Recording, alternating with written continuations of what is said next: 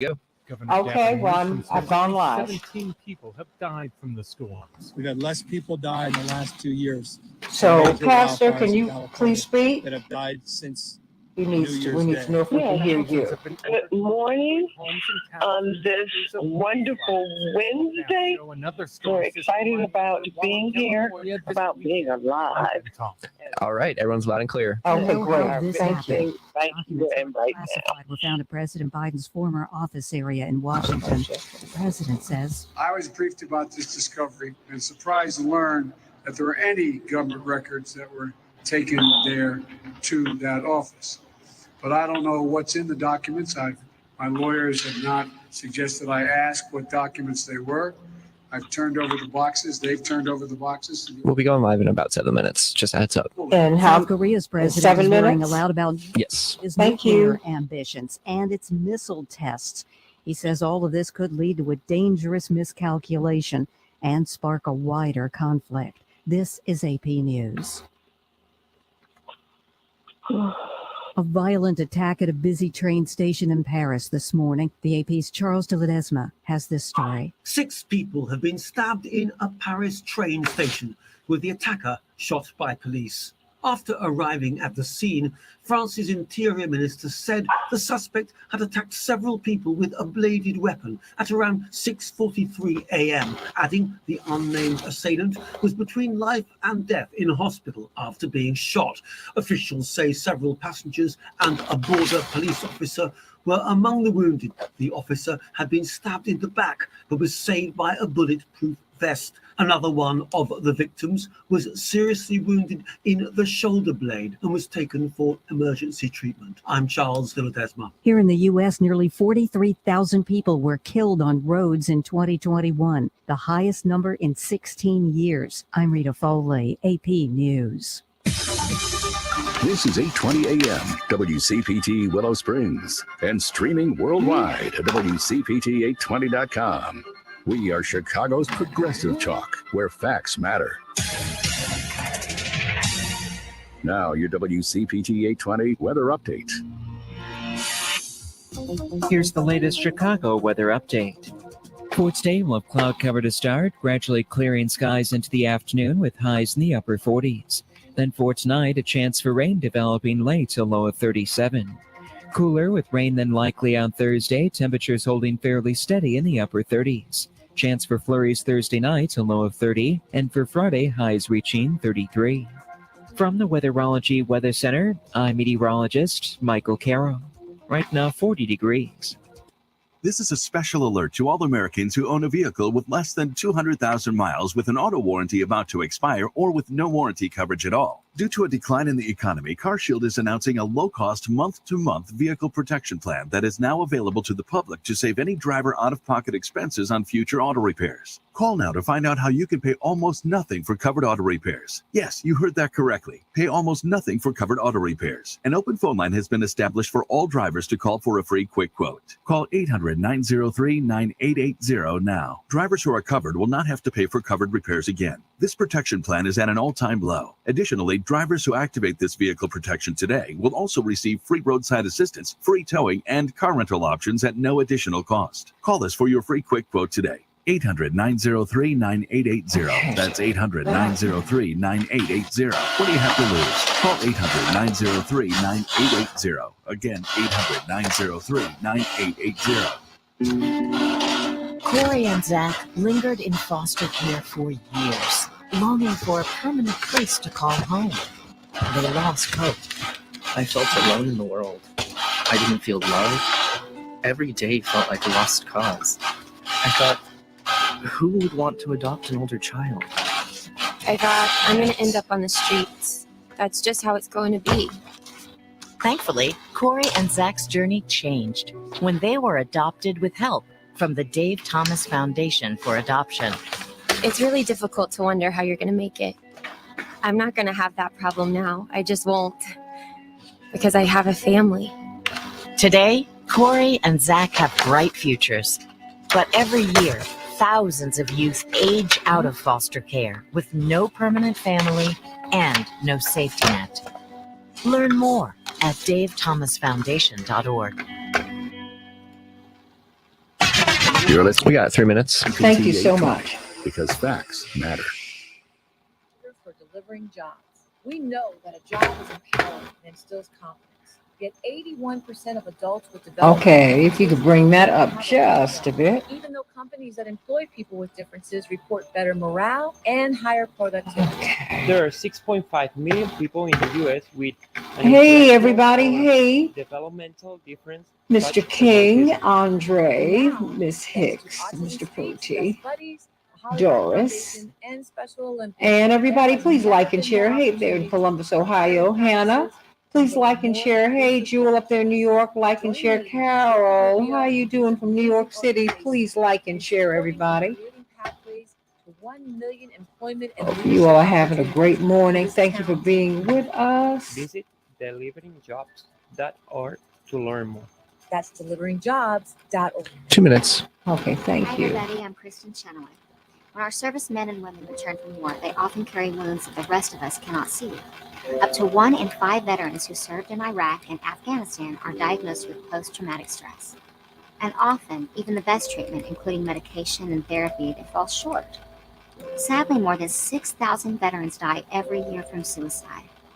Thanks to the life-saving power of the human-animal bond, professionally trained service dogs can connecting a veteran with a well-trained service dog is difficult.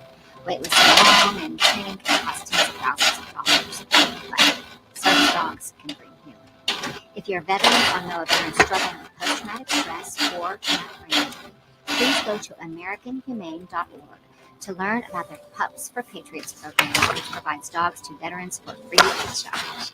Let's help our veterans.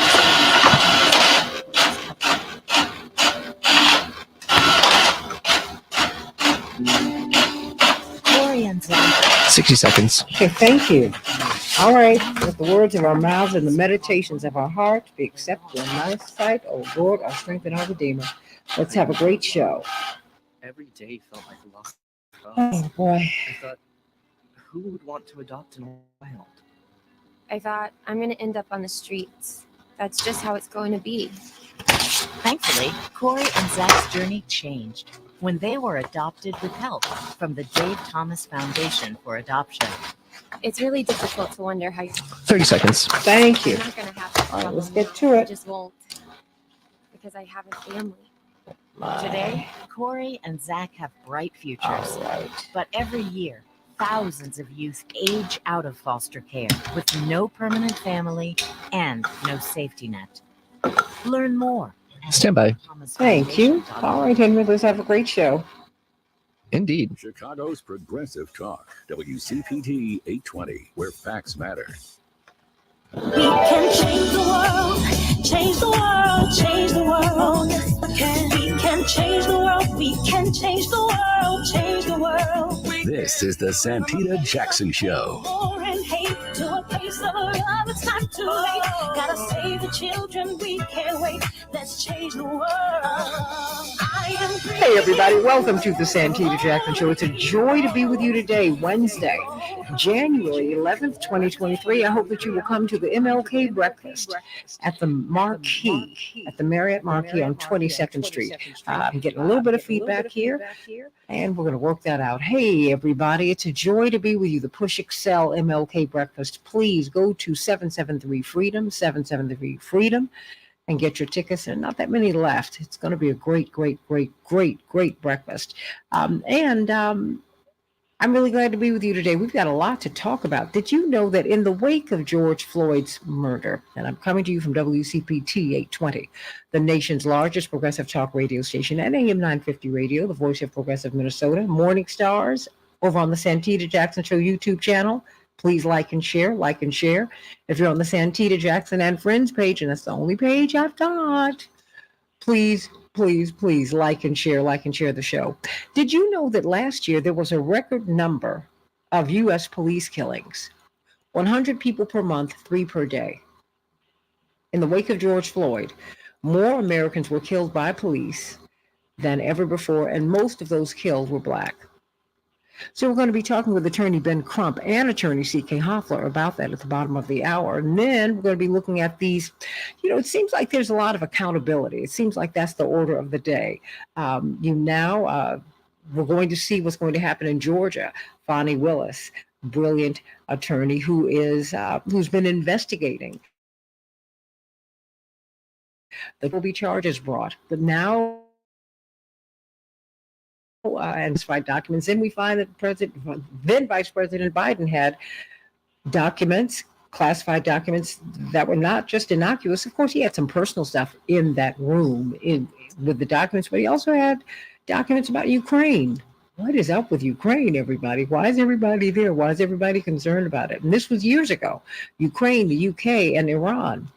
So accountability is it? And of course, Republicans have pounced upon it. But, it's, as John Nichols said yesterday, it is serious. So you want to investigate it all. This really goes beyond party, everybody. You want to keep those kinds of documents safe, and you want to know why people might hold on to them.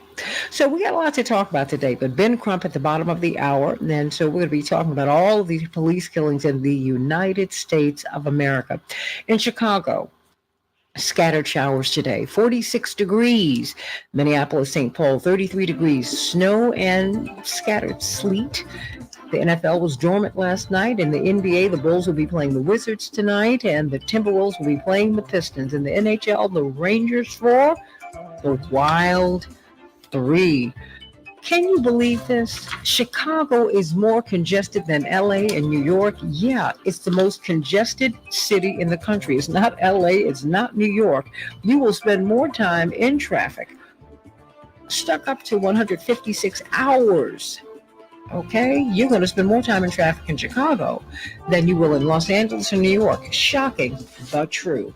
And since they've closed down that now that they've relegated all of the traffic as we're building the Obama Center over to Stony Island and Lakeshore Drive, it's really getting down Lakeshore Drive is now a hot mess. Oh, in recent months, back-to-back extreme weather like floods, tornadoes, and hurricanes, according to the CNN report, have caused catastrophic damage across the U.S., costing at least $165 billion in the last year alone. Scientists are saying the fingerprints of climate change are all over these weather disasters, and they underscore our urgency to deal with it, everybody. At least 17 people have died in California as a result of the winter storms that have battered the state, according to Gavin Newsom, the governor of the state. From north to south in the Golden State this week, heavy downpours have caused mudslides, sinkholes, and desperate rescues. Ukrainian troops are set to begin training on the Patriot missile system in the United States as soon as next week, according to the Pentagon. The training program will take place at Fort Sill in Oklahoma, where the U.S. conducts its own training on operating and maintaining the Advanced Air Defense System. The military's COVID-19 vaccine mandate for troops has been officially rescinded. Secretary of Defense Lloyd Austin said in a memo Tuesday night, the requirement to remove the mandate was viewed as a win for conservative lawmakers who argued that it was hindering the military's recruitment efforts, although Pentagon officials maintained there was no evidence to support the claim. What do you believe, everybody? After Southwest Airlines experienced a meltdown that scuttled holiday travel plans for hundreds of thousands of travelers, federal officials said that they are now acting on thousands of complaints from Southwest customers. And guess what? They also promoted executives after this historic meltdown. Some people are saying they're just mocking Secretary Pete Buttigieg. What do you think, everybody? And several grocery items are getting more expensive, but nothing comes close to the rise in egg prices, everybody. The price increases are linked to a deadly avian flu that has been a problem in the United States for several months now, causing widespread egg shortages. And those are just some of the headlines on the Santita Jackson Show. Pastor Vicki Johnson, I'm going to be joining you at the Lutheran School of Theology on Monday, along with Dwight McKee. You've got a brilliant panel. I just hope that I can hold my own with all these brilliant, brilliant minds as we commemorate the life and the works of Reverend Dr. Martin Luther King. Of course, she is the pastor of the St. Thomas Lutheran Church at 80th and Jeffrey here in Chicago. How you doing today? I am doing well. What about you, Santita? I am doing great. And I need some good news. I really, really do. All right. Well, good morning to you. And I'm going to continue to say Happy New Year to you and your morning stars and friends. There is good news.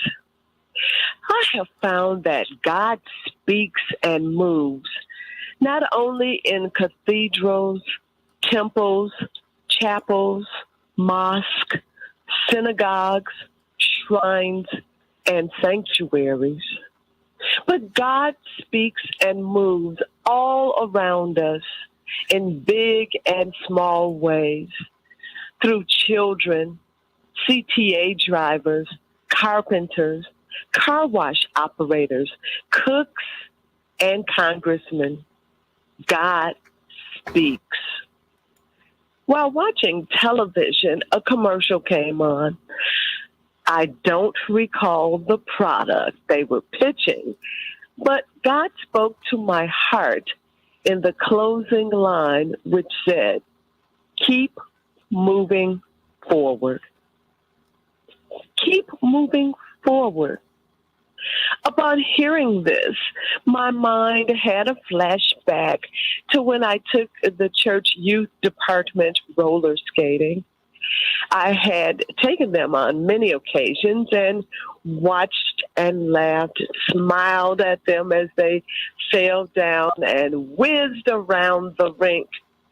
But this particular time, they convinced me to put on skates and get involved in the action. Mind you, I had not skated since I was a teen at the Hyde Park YMCA, on 53rd and Blackstone. And even then, I was never good at roller skating. So here I am now, an adult, with skates on and scared out of my wits. The kids hollered out encouraging words as they whizzed by me. "Come on, you can make it. Don't stop. Keep going." Well, as they had whizzed around me at least 10 laps, 20 minutes later, I completed one lap around the rink, and I received a rousing ovation. I remember this occurrence so vividly because I was in a situation that I was very uncomfortable with. I was doing something that I was not good at.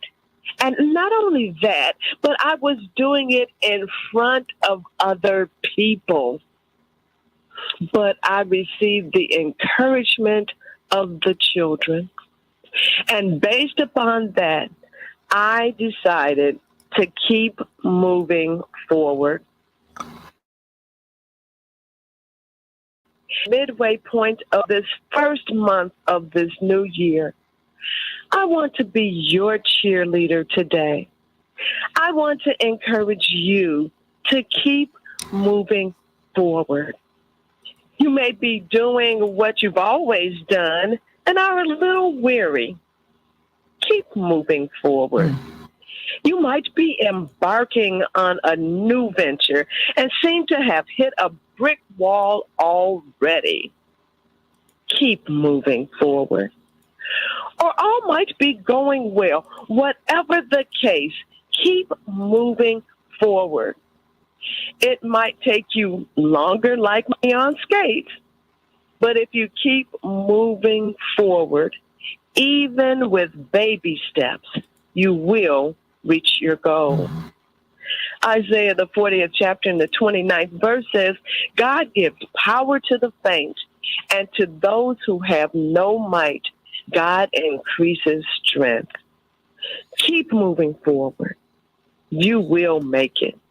If you will do this, and I'm sure that you will, then to me, that's good news. Amen. Don't stop. Don't stop. Don't stop. Don't stop. Stop. Keep going. Keep going. Keep going. cross that finish line. You might not be first, but if you cross it, you're a winner. That's right. You are a winner. Yes. Pastor Vicki Yes. Johnson, on Monday, is this event open to the public? This event is open to the public. We ask that you register because lunch is involved. But at first, we're having a worship service honoring Dr. King. And Chicago, Pastor Reginald Schott, the pastor of Fellowship Baptist Church, will be the speaker. And then at 1:30 p.m., we will have a panel discussion with lunch that will feature Santita Jackson, Dwight McKee, June Porter, and Dr. Richard Perry, as we look at where do we go from here. And the Lutheran School of Theology is at 1100 East 55th Street in Chicago. If you go to lstc.edu, then you can find the event and register for it. But even if you don't register, just come. It's going to be great. Absolutely. Looking forward to being with you, Pastor Vicki Johnson. Of course, St. Thomas Lutheran Church. What time is your worship service on Sunday? 11:30 a.m. 11:30 a.m. You can catch us on Facebook Live, or you can attend at 8000 South Jeffrey Boulevard, Chicago, Illinois. We'd love Amen, to have amen, you. amen. I love it, I love it, I love it. We've got Dr. Shanina Knighton with us, talking about infection prevention, talking about our health. It seemed that you were really struck yesterday as we were talking about the relaxers and the link between hair relaxers and uterine cancer.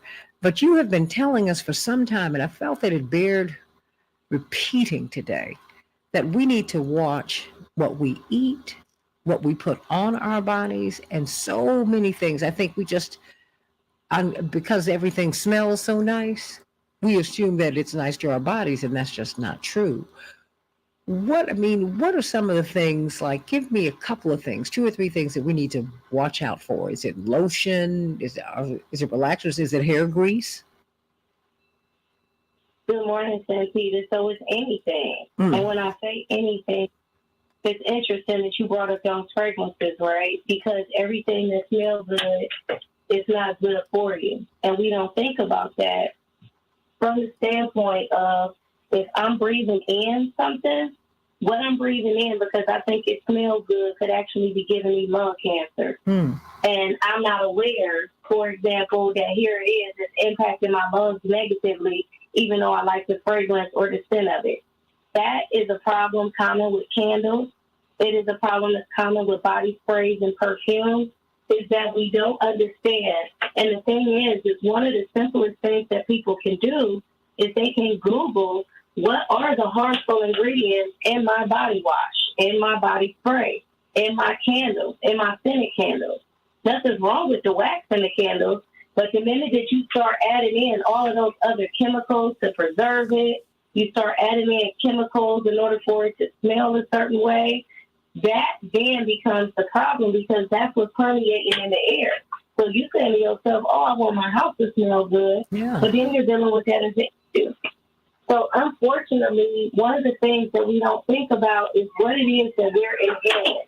That also comes to household products. Many people look up now and they're saying to themselves, oh my gosh, I didn't realize that there are so many cleaning products. And on top of it being so many cleaning products, there's been like this silent but forward push of all of these natural products that's been hitting the market, right? So it might say natural dishwasher. It might say natural hand soap, and it might say, oh, free from all of these ingredients, or only made with 5 ingredients. That push for that now is because of exactly what was mentioned yesterday, us knowing that some of these chemicals and some of this stuff has been causing tumors and cancer and all kinds of stuff for years, but it takes lawsuits and it takes people to actually blow the whistle and make sure that people understand how harmful these things are in order for manufacturers and these companies to change. So consumers is what demanded these companies to start coming up with other products, because that's where the market was moving to. I was also bringing up yesterday, so I just mentioned like being able to breathe in stuff is harmful. We also, when I said we got to look at ingredients, and see that many people don't want to hear this, but people love bread, right? But don't think about that spongy bread having some of the same ingredients as a yoga mat. And I can give you an example, which is it's an ingredient called azodicarbonamide. Not expecting anybody to remember that, but if you look up ingredient in yoga mats and ingredient in bread, it's going to give you the ingredients that's common in both of them. Now, somebody might say, okay, so what? A little bit of yoga mat not going to hurt. But if you're a person that's got asthma and it's telling you that that particular ingredient can flare you up and trigger your allergies or trigger your asthma, you're looking at what it is that you're eating and you say, well, how does this equate into my health? Those are common things that happen where people don't even realize that certain foods, because of the ingredients, is triggering a reaction. Well, let me ask you this. Are there any tests that you can take with your doctor where you find out what chemicals trigger asthma or some kind of sickness in you? Well, that's the thing. Some of this stuff, it might not even necessarily be that you asking the doctor to tell you what's going to trigger it, because we may not necessarily have the test to be able to trigger it. Okay. Because it is something that's on the radar, but people not looking for. That's a prime example that we can bring up with the COVID test. So a COVID test didn't have to exist until COVID was on the radar as a problem. And so that would be how this would be in that situation. Of the minute that somebody starts testing based off of certain chemicals, they're testing off of those certain chemicals just simply based off of the fact that somebody raised a fuss about it and it became a widespread thing. Similar to how you were talking about talcum powder yesterday. Oh, yeah. I mean, just all these things that we were told that would keep you fresh, ladies. You understand that. You find out down the road that they make you sick. Relaxers. I mean, and just even my mother and father were talking about their college days. Of course, they met and married in college. Did you know that this was 60 years ago? The tobacco companies, and of course they were in North Carolina, and what did they grow in North Carolina? Tobacco. They would give you free cigarettes on the campus. And my mother said a puff or drag of a cigarette was all that you wanted. She said, but then it got to a point where you wanted your own cigarette, and then you wanted your own pack. She smoked for like 30 years and then stopped. And it seems like these companies, I've got less than a minute. It's like they push you. Cigarettes are more addictive than heroin. That's why you have a smoking cessation program at Northwestern University, because people need that kind of help. When people are trying to get off cigarettes, it's like trying to get off drugs. Dr. Knighton, you got less than a minute. Yeah, but that's the thing, Santita. These companies have been able to prove data, or quote unquote, let's say present safety data that something was safe. But you have to remember, if I come up with something over time, I might have been testing it in the lab. I might have been testing it among small groups of people. It's not until you make it to the general population of youth and you look at the long-term effects over time that you recognize that it's a problem. And by that time, there's not enough gatekeepers as well as processes in place that's done to ensure that it is sustaining safety over time. And that's the thing that we have to recognize, is that when we decide to put something in our bodies, are we looking at something that's been sustained over time, or are we all taking a risk and understanding that we don't understand the long-term effects of anything? And that's why I tell people, be the CEO of your health, because you have to do it cautiously, because we don't know what we don't know. Okay. We don't know what we don't know. Take care of yourselves. Hey, Dr. Nina, that's her handle. Coming up, Ben Crump on the Santita Jackson Show. Why are more people being killed by police in the United States than ever before? Let's talk about it.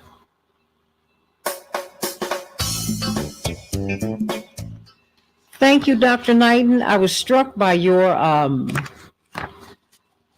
by your reaction to the story. That's why I wanted to bring that back up to you, because there's just so much that we take in. Yeah, it wasn't surprising. Let's just say that. It wasn't surprising to me. I am happy that it was done. I'm happy that somebody is bringing the issue to light. But this is nothing new, believe it or not. And I think the sad part about it is it does take we complain all the time. And when I say we complain, not saying that we don't have a valid complaint, okay? But it's been plenty of times, like, let's say, to me, I don't feel like it takes an NIH study. Hi, Miss Jackson. Yes. Oh, I hold on one CK, moment, Shanina. Ben Crump, and I'm Shapiro sorry. all ready to go. Oh, okay. Dr. Knighton, let me say hello to my guests who are coming on. Hold on one second. CK Hoffler? They should be through now. Okay, CK, Attorney Hoffler? Yes, good morning. Good morning. Good morning. Attorney Crump? Hi, good morning. It is a joy to hear your voice, especially today. Thank you, CK, for reaching out to this great legal eagle and for having him on. When I saw this story, I said, let me call CK and let's try and get Attorney Crump. Since they're killing people, he's going to be on a plane. Unfortunately, yes, and I'm looking at the article CK shared with me, and a lot of these are the clients who we represented, and they were posing absolutely no threat at all when the police shot and killed them. Oh, yeah. Most of them are black. And I mean, we just keep on going. And then there is I think it's the Lancet study showed that half of the killings go unreported. I mean, and the Lancet, of course, is one of the biggest, it's one of the most prestigious medical journals in the world. It comes out of England. We got 2 minutes. So you've got that, and you've got I think it's mapping the police. It's really like 1183. It's past 1176. I mean, they're just killing people. Just killing people. Just killing them. Mapping police violence. Yes, that's the name of it's a running website where they just tally up U.S. police killings. And hey, everybody, we support police who are doing the right things for the right reasons. And then you have a lot of police officers who are really taxed. They have a high suicide rate, high divorce rate. They have a lot of them have a lot of personal problems. Helpers tend to need a lot of help. That having been said, and we need to deal with that. You have people who come home from war, just all of that, clergy, their marriages, most of them don't make it. There's just a lot going on. That having been said, this 60 seconds. This is nuts. Oh, do we have Shapiro? She should be there. Okay, no, I mean, just let me know. Okay, very good. And make sure that no one is on speaker, Henry, okay? Will do. Thank you. And Ben, so good to hear your voice, Ben. You too, Madam President. Yay. I got the call at 11:30. I said, absolutely, I didn't hesitate. Thank you so much, but I appreciate you. 30 seconds. Yeah, thank you all, Queens. And Happy New Year. Oh, Happy New Year to you too, Mr. Omega Man. From sending you Delta love this morning. Thank you. Stand by, everybody. All right.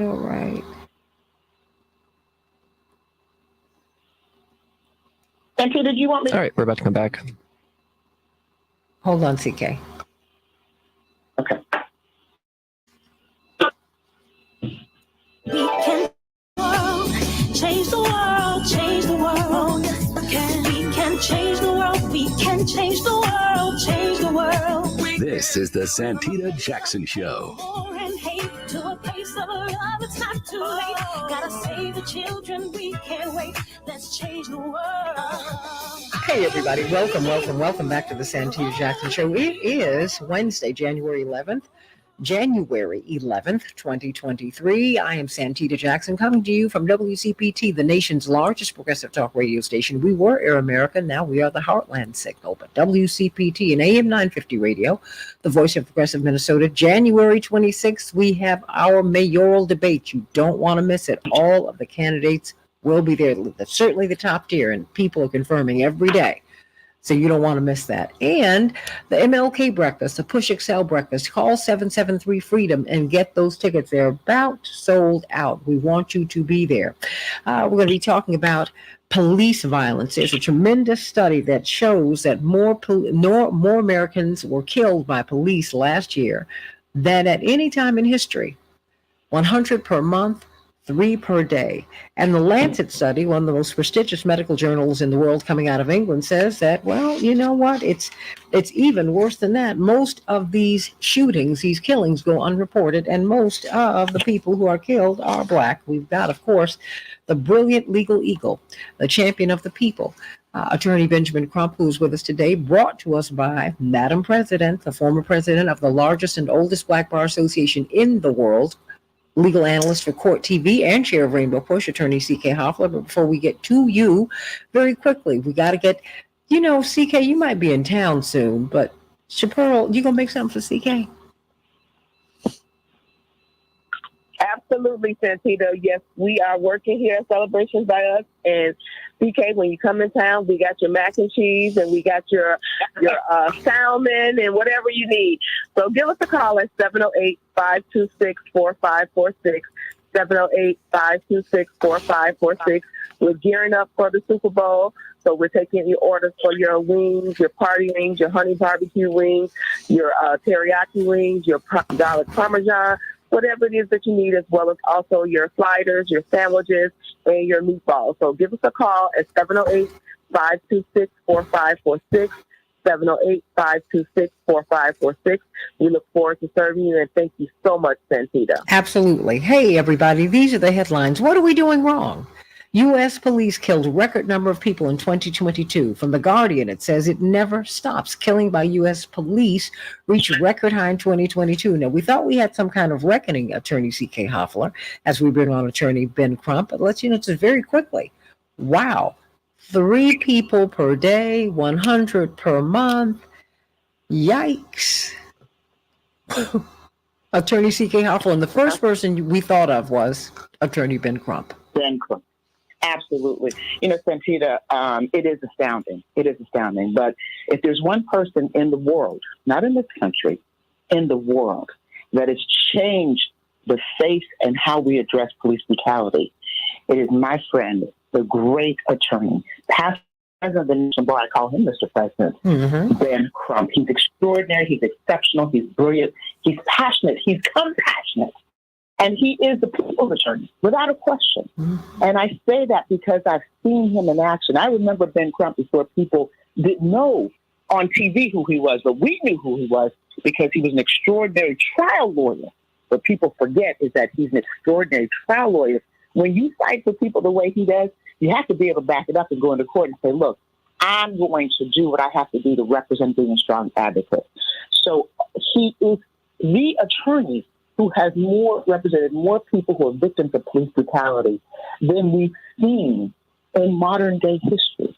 He's had more of an impact. The White House recognized it. The people recognize it. The administration, the judges, everybody recognizes that Ben Crump has made a difference. And so it's such an honor today, even though we're discussing a difficult topic. Oh, my gosh. To have my friend Ben Crump on to comment on something that he lives and breathes every single day. And I can tell you, it is not always easy to walk in his shoes because he gives so much and sacrifices so much. 100%. I mean, in 2020, this article says the year George Floyd was killed, 1,152 people.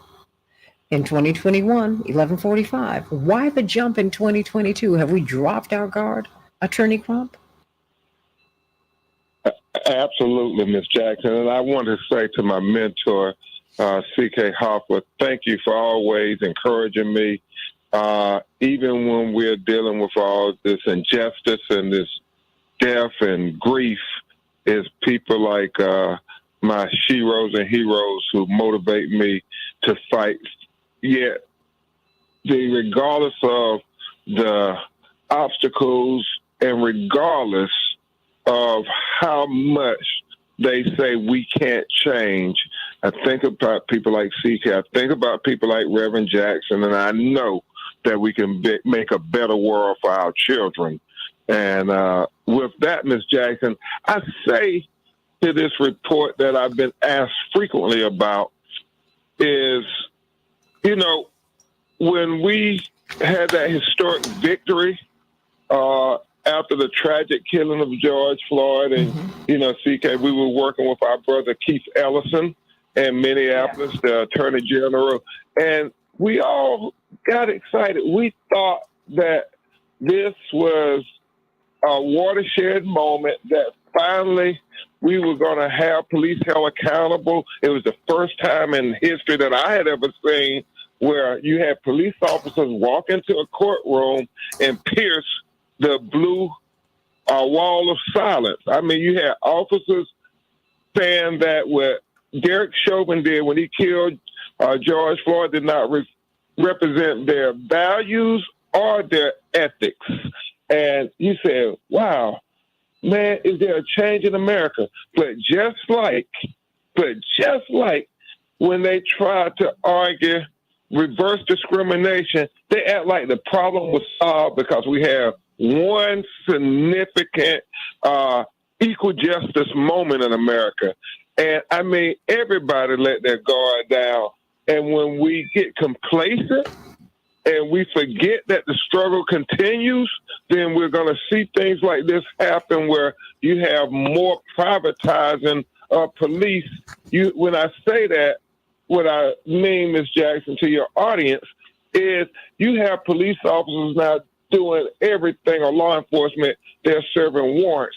They're dealing with, interacting with mentally ill people having a mental health crisis. They are trying to make sure the city can make their budget by pulling people over for traffic tickets. And what we know from far too many people, whether it's Philip Loyola, CK, you remember the brother in Grand Rapids, Michigan, the African brother who had, a traffic citation, driving while black. He's in flip-flops with his pants coming down, walking away from the police, and he gets shot in the back of the head. We have instances of Robert Adams, who was cited in that Guardian article, who clearly on the video, you see him running away from the undercover police in an unmarked vehicle, and they shoot him multiple times in the back. And certainly you think of Jalen Walker, who was clearly running away from the police when they shot him over 100 times. So more times than not, when you create situations where police are going to interact with people, especially police of color, the implicit bias rears its ugly head over and over again, and that proves fatal in many instances, disproportionately when it's black people. And I don't even have to bring up our sister Breonna Taylor and them serving these no-knock warrants, because they're not serving these no-knock warrants on our white brothers and sisters. We know they're serving them on people in our community. And it is so foreseeable when you're kicking over somebody's door in the middle of the night that it could lead to deadly force, a matter of life and death, as the police like to call it. But they forget, C.K. Hoffa, that they created the situation. But see, and they do create the situation, Attorney Crump, and of course, Attorney C.K. Hoffler will have legal Q&A with C.K. at the top of the hour. But let me pose this question to you, Attorney Crump, and to you, Attorney C.K. Hoffler. How is it in these two cases you cited? You're shot in the back, so you're going away. You're not trying to shoot over your shoulder. You're shot in the back. You're trying to get away from this. And you're shot in your head. Why do you shoot someone? Are they shooting to kill? It appears to be that way to me. I don't understand this. Attorney C.K. Crump, Attorney Crump, Attorney C.K. Hoffler. I mean, whoever wants to take a bite at the apple. Well, I want to defer to my brother on this because we have him for a short period of time. But they are shooting to kill. But I'm gonna punt this question to the legendary Ben Crump so that the world can hear him on this show and his views on this. Ben, what do you think about that? I absolutely think that they are shooting to kill because that's how they are trained. And so much of it is this training with this judgment, because I never, ever want to be accused of not speaking truth to power when I get an opportunity to do so. And Ms. Jackson, you're powerful. So when I get this opportunity, I got to speak truth to power. The fact that police officers have this training, and they're supposed to be trained to de-escalate situations, and they can de-escalate situations just fine when they want to, a la January 6th. I mean, you had these white supremacist groups charging the Capitol, the citadel of our democracy. I mean, they are performing an insurrection, terrorists. And you see how the police were de-escalating when it was white people committing crimes? Begging them to stop. When it's black, yeah. Would they have said anything if that were black activists coming in the Capitol?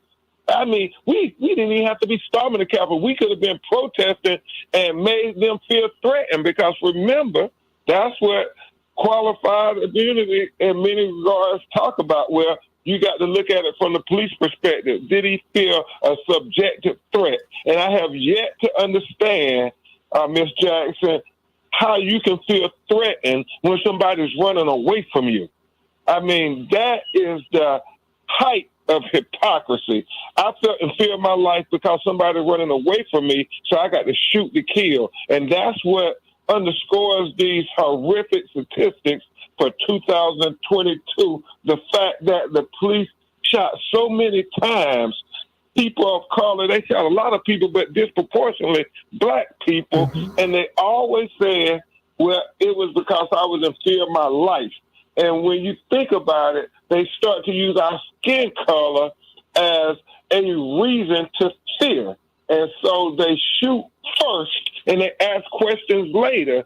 And that is something we have to deal with. And the fact that they never, ever see the problem with the police. They continue to increase their budgets. They try to blame the community. They try to blame the victim. And I worry so much about the brothers and sisters who get caught up in this racist matrix. I mean, I think, CK, I think about your two princesses, because it's mostly black men that they're doing this to. And you think about them and you think, it doesn't matter how intelligent my son is. It doesn't matter how articulate my brother is. It doesn't matter how bright the future is for my nephew. When that police pulls them over, he sees black skin, and what society has told him from the courtroom. I'm not talking about just what they're saying in the neighborhood, but the courtroom has told that police officer that it is okay to use deadly force, and we will sort it out later. Blacks are 3.5 times more likely to die from police violence than white Americans. There is a racial component to it. When people say that race doesn't matter, and, well, you know, it's not just a white-black thing, what do you say, Attorney Crump? I say that they are not parents of black children. We pray every day our children leave the house that the people who are supposed to protect and serve them won't kill them. And so we have to remind our white brothers and sisters of what the great civil rights icon Ella Baker said. You know, the sister, Miss Jackson, I know you know, who helped start student nonviolent That's coordinating right. community. She was like the godmother of all the young people who wanted to push Dr. King and their elders. You know, that's my parents' generation. They were part of the push group. Exactly. And what she said so passionately, CK, is that until white mothers cry just as hard for little black boys who are killed by the police as they would their own children, then this problem is never going to be solved, because white people don't see a problem with police killing unarmed citizens or killing citizens who don't pose a threat, because they're not killing their children. They're not killing their family. They're killing marginalized people of color disproportionately. And we have to keep making the case. We have to continue to speak truth to power, even when they say it's inconvenient, even when they say it's unnecessary, even when they say they just tired of hearing us black people talk about Black lives do matter. We have to speak louder because obviously the message isn't getting through. And when you look at these statistics, you think about George Floyd and how everybody in the world talked about him. But since George Floyd was murdered on May 21st, 2020, there has been over 20,000 people killed by the police. And that is a startling statistic when you think about it. That is unbelievable. And I'm trying to find out, what about the misclassifications? CK, as I was reading the Lancet study, Attorney Crump, the numbers really should be higher. They've been studying this for 40 years, from 1980 to 2018. And the numbers really are much higher because they've misclassified, or these shootings, these killings, hangings in prison and in jail, they go unreported. How do they go unreported? And how are they misclassified? Can I say this real quick before my mentor starts? So, when CK and I were going to the White House trying to get the George Floyd Justice and Policing Act passed, and she was so passionate as president of the International Bar Association, and really, really trying to get some systemic change. They told us that they got pushback from the other side of the aisle with just trying to have the Department of Justice keep records, keep documentation of who the police were killing, how they were killing them, and why they were killing them. They don't even want to keep official records, Ms. Jackson, of police officers killing black people because they know they would be ashamed of what the data would show. And that was just unbelievable, CK, as we talked to those senators from the other side of the aisle, that they didn't even want to know the information. Oh, they want to suppress it. Because I'm like, they know. I think they're suppressing, CK. And Attorney Crump. I got a question. Not suppressing. And this is an old tactic. I mean, this is not a new thing, but it's an old tactic. But it was sobering to hear. It's one thing when you know what's happening, and it's another thing to hear people articulate that they don't want to know that information. And there's so many, hundreds of thousands of George Floyds out there. And as I always said, the difference was we saw a man being murdered by the police on video because a child had the courage to film it. Mm-hmm. That's the difference. That's what sparked, that, and of course, having Attorney Ben Crump as an advocate, that's what sparked the change internationally, where there were cries that it's got to stop. But, Ben said something that is the way I wake up and go to sleep every morning. I pray that my kids are not shot. I mean, this is an incredible, it's almost the unthinkable, the unfathomable for any mother to wake up, as hard as I worked my whole life, like all of us work, to wake up, Chapearl, and to say to myself, Lord, today, let it not be my child. I pray that my boys are safe and are not shot and killed. That is my prayer. That is my wish. When they were stopped by the police, I thought at that moment, I knew there was less than a 50% chance that my children would survive just being stopped by the police when they were driving my vehicle.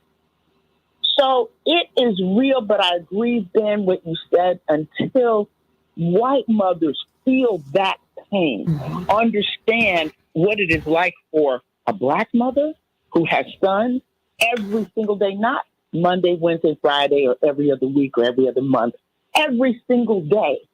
You live that reality in this country, particularly. So it's the unreported cases. I'm sure if there were an investigation to look into those, they would probably mirror the reported cases. But the bottom line is not having a George Floyd Justice and Policing Act, a real police reform effort, comprehensive, is only going to continue, Ben, like we know, to result in these numbers, because the bad police, we're not reflecting on the good law enforcement, but the bad law enforcement that are really just feeling more empowered, emboldened to shoot before thinking, to increase these numbers. That's how I look at it. There's literally nothing stopping them from continuing this. Well, we've got 2 minutes, CK.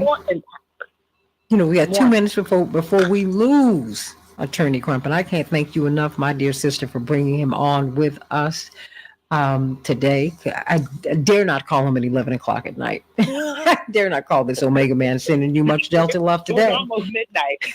He's so kind. Midnight.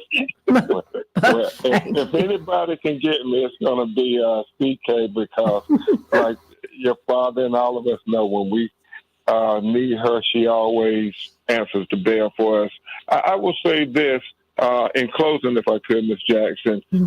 It goes back to all of us have a role to play as we come up on the recognition of Dr. King's Day. And Congressman Hakeem Jeffrey, our good NBA member, PK, and I were talking, and we were talking about, man, if we had the House of Representatives right now and the Senate gaining one more extra vote, PK, all our efforts would not be futile like it was back in 2021 when we made so many trips to Washington, D.C. trying to get police reform, because we understood that if this did not happen at this moment in time, that was our moment, that it was going to be a long time before we got that opportunity again and try to prevent what we saw happen in 2022. Because just like when we had the election of the first black president, President Obama, and we all celebrated, and then we let down our guard and the pendulum swung way over to President Donald Trump. And that's what I see happening now in America. They're letting this pendulum swing back to say that, we're going to blame everything happening in society on marginalized poor people, and then we're going to use police violence to make us sleep easier at night. And we're not going to care about how many people we kill, because right now the narrative is that we need the police more than ever, when it's so untrue. I mean, crime was down in many cities when you look at other reports in The Guardian and other newspapers, but yet they don't want you to believe that. They want you to believe that the reason the police got to shoot and kill so many people, marginalized people, is because we got to be tough on crime. And they keep saying that over and over again. Why can't we be tough on making sure people's constitutional rights are enforced? Why can't we be tough on making sure that people can get jobs and that they can get mental health counseling, versus when it's black people, it's always a criminal issue? I mean, we can have this conversation on and on, because we start talking about the sentencing disparity between how they treated black people in our community when it was crack versus how they treat white people with opioids, because they found a way to intellectualize and the justification of discrimination in America every day, all day. And that is our battle. Attorney Ben Crump, the people's attorney, the people's lawyer. Love you so much. Sending my Omega man some Delta love today. Coming up, Attorney C.K. Hoffler. Oh, absolutely. Attorney C.K. Hoffler, legal Q&A with C.K. We're talking about Biden, the classified documents, the Trump case in Georgia. Whew. Back with more of the Santita Jackson Show in just a minute. Attorney Crump, thank you so much, and please call me Santita. You know you can do that. I got a question. Such a lovely Southern gentleman. I just adore him. So can I ask a question? that was a really good segment. My question is. Wait a minute. Hold on. Let me, because I didn't realize you were still there. This is Dr. Shanina Knighton, and Dr. Knighton is an infection preventionist, one of the few in the world, African American, first person in her family to go to get a high school diploma, let alone a PhD. Registered nurse, college lecturer, and she's head of one of the biggest organization of infection preventionists and epidemiologists in the world. You go. So my question is, and this is so in my nursing life and even in my research life, I've taken care of veterans, right? And I know that there's, let's say, the research that's done in regards to police brutality, and I hear the point in regards to the purpose is to protect and serve as a police officer. But when they are literally protecting and killing, when they are overseas, and likely they're not in a European country when it comes to war, they're in areas where there are people of color. So one thing that I've always brought up and put on people's radar is the fact that police officers are not, like, they're likely, if they are veterans, they're likely to come over here and be a police officer, but there isn't any specialized training to desensitize that mindset of killing Black and brown overseas, right? Mm-hmm. And trying to protect those same individuals when we're here on this soil. And so when I think about what solutions are, I think one is making sure that they're providing veterans that support, but also when it does come to these records, them not protecting or using HIPAA to justify some of these actions because they are veteran police officers, meaning that they are veterans and then become police officers.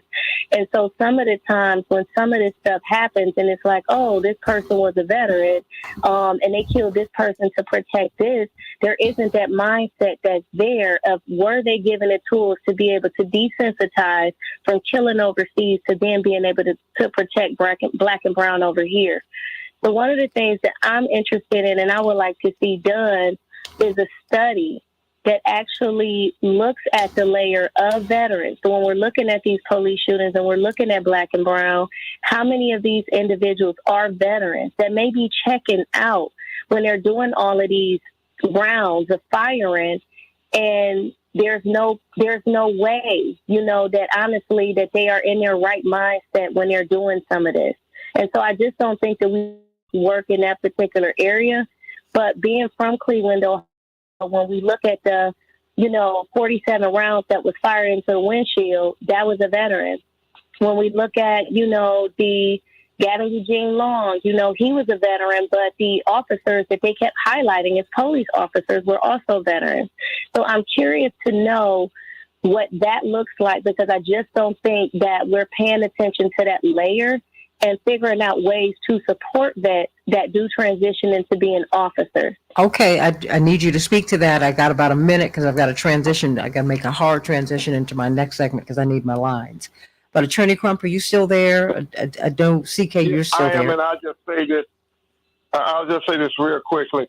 Veterans do have that warrior mentality, and they hire veterans probably more disproportionately than any other person going in the police. And George Floyd, we had Careology, and that was how they taught there to look at it as they were going into war every day.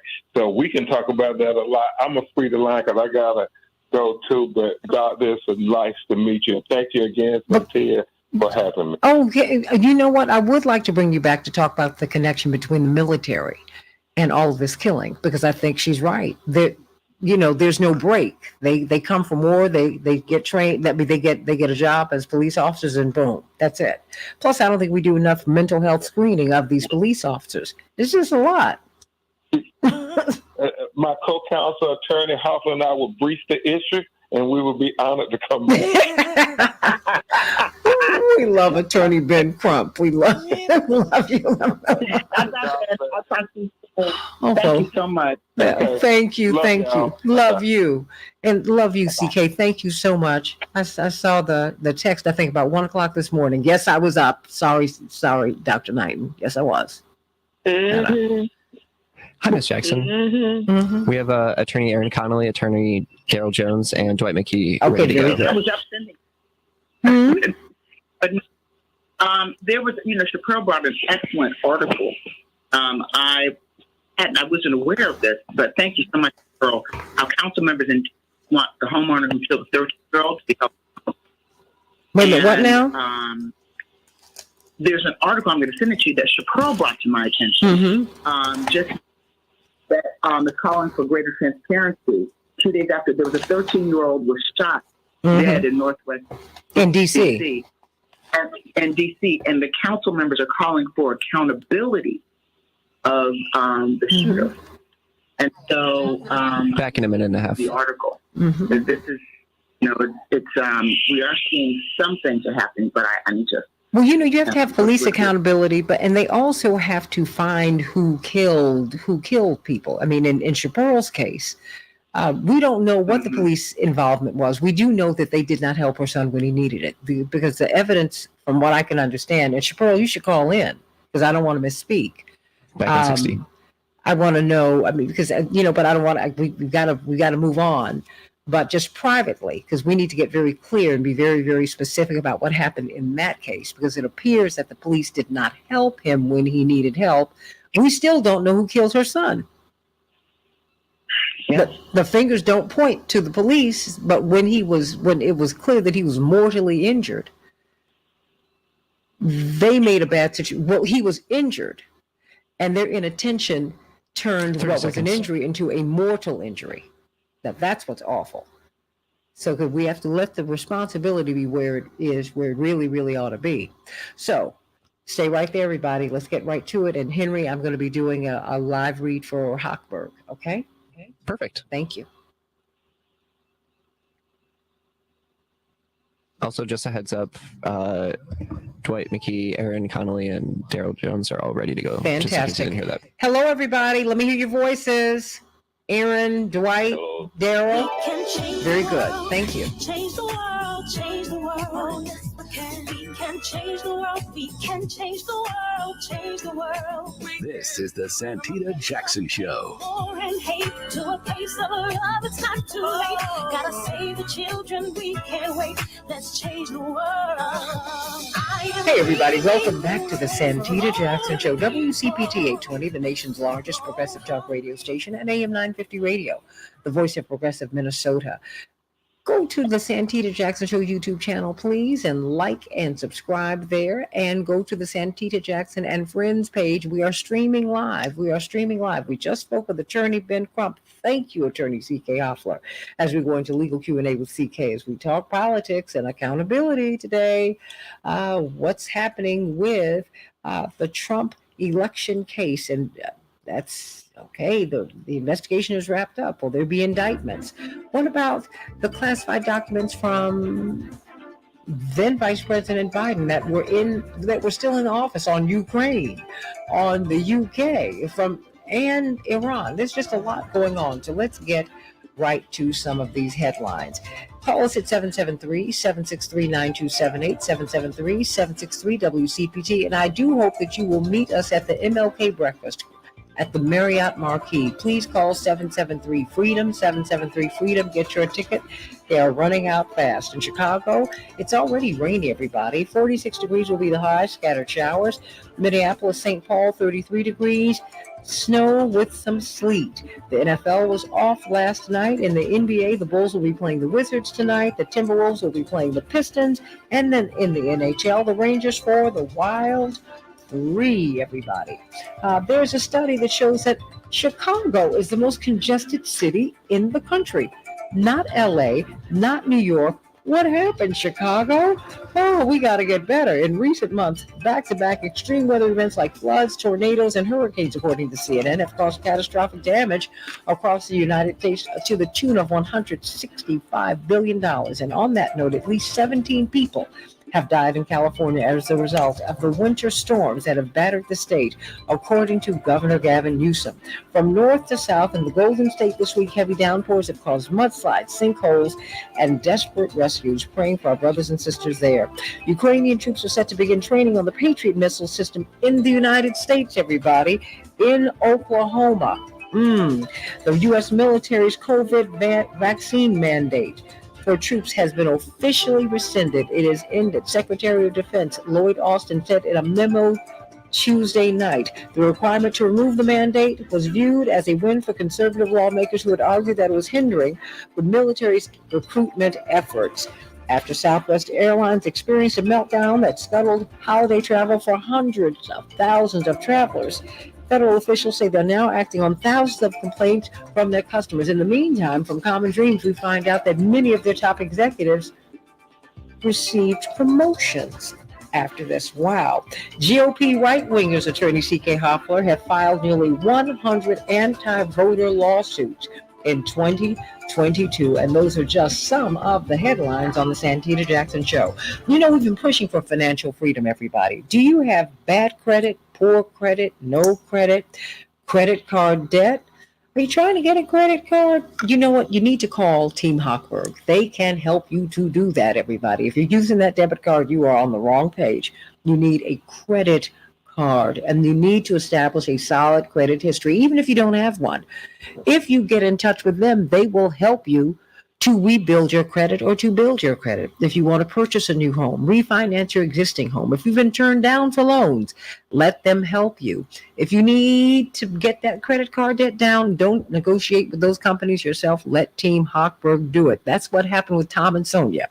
2 kids struggling to pay their mortgage, 17 credit cards, $100,000 worth of debt on those cards. And that is not hard to do, everybody.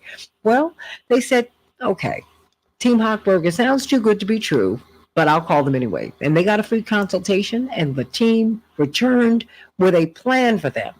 And guess what? They're now sailing out of debt. They cut their credit card payments by nearly $3,000, my more than $2,800, my more than $2,800, everybody, per month.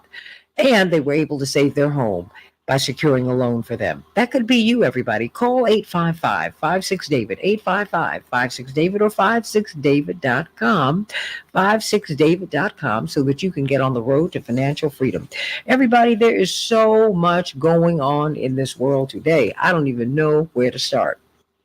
We find out in Georgia, as you know, President Trump was saying, you know, I just need a few more votes to get me over the hump, because all I need is 11,000 plus votes. If you just find a few more votes for me, I can win. Well, that's election tampering, right? And so now the investigation is over. What will happen next? What will happen next? We're going to be talking about that. But also now we're looking at the Mar-a-Lago documents, and that runs into this buzzsaw called the documents that they have found on Vice President Biden. Yeah, when he left the White House, it turns out that that he had some documents too on Ukraine, of all places, and the UK and Iran, and they're all kind of in the same pot right now.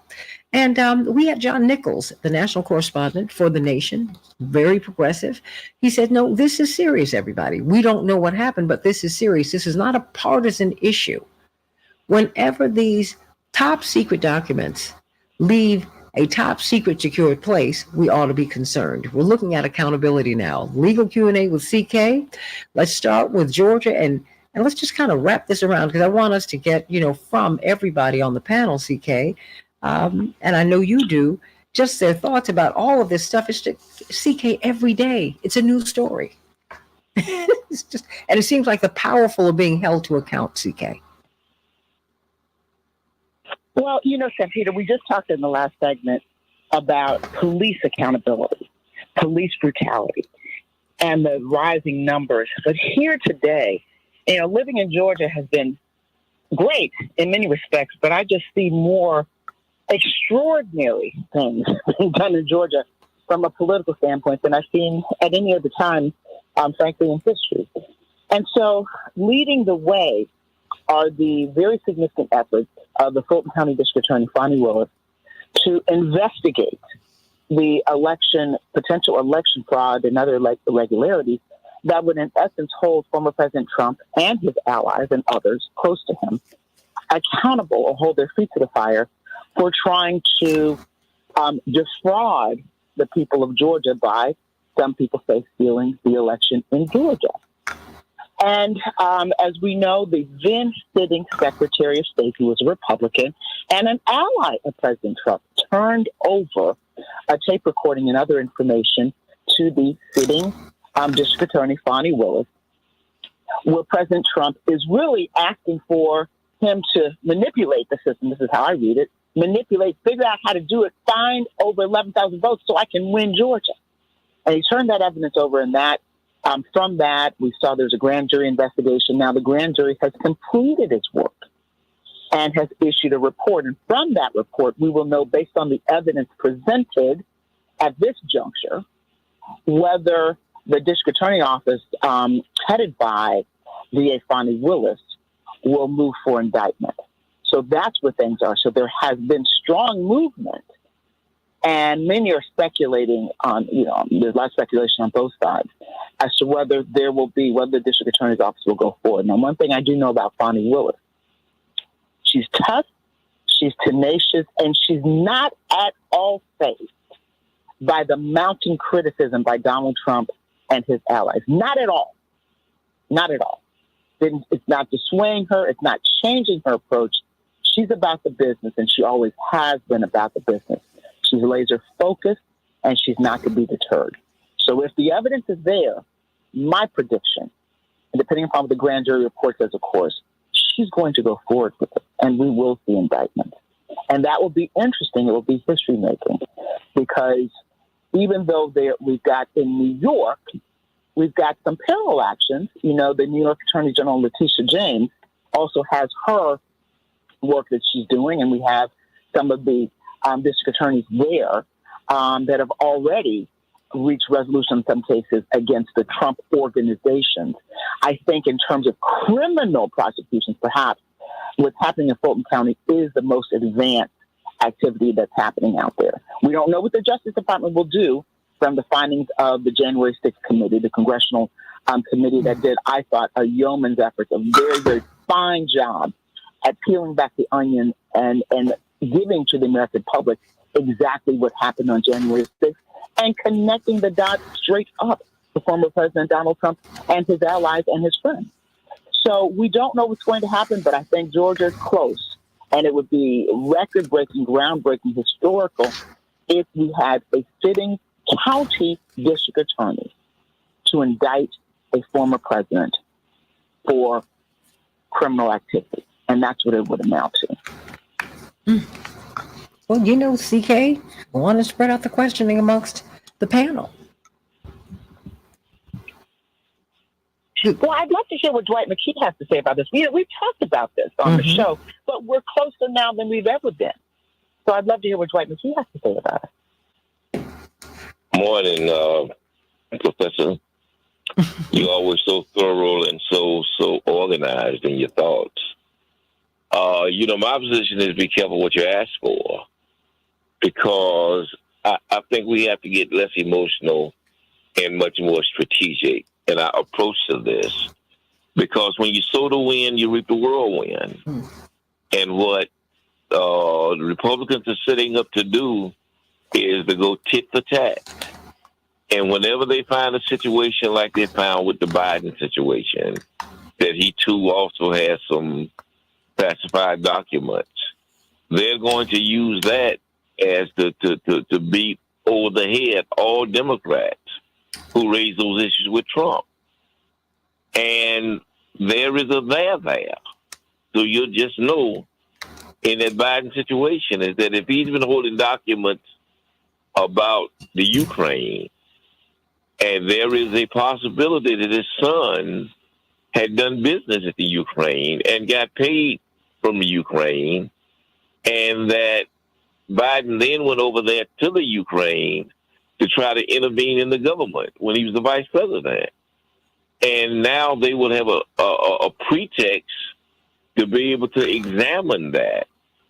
And then they will then tie into the fact that he supported the Ukraine during this war with the fact that his son got paid. You have to be very careful when you deal with these situations, because nobody is pristine on either side of the aisle in these situations. So I'm afraid that, we're running the risk that we'll begin to open a hornet's nest that we won't be able to contain. I really think the classified it wrongly. Santita, I think what they should have done is they should have peeled off about 10 votes and given them to McCarthy and put him in office. Democrats? And taken, yes, ma'am. Okay. And taken the control from the right-wing Republicans who now have negotiated themselves into all these key positions. And they negotiated themselves that one of their votes can take McCarthy out.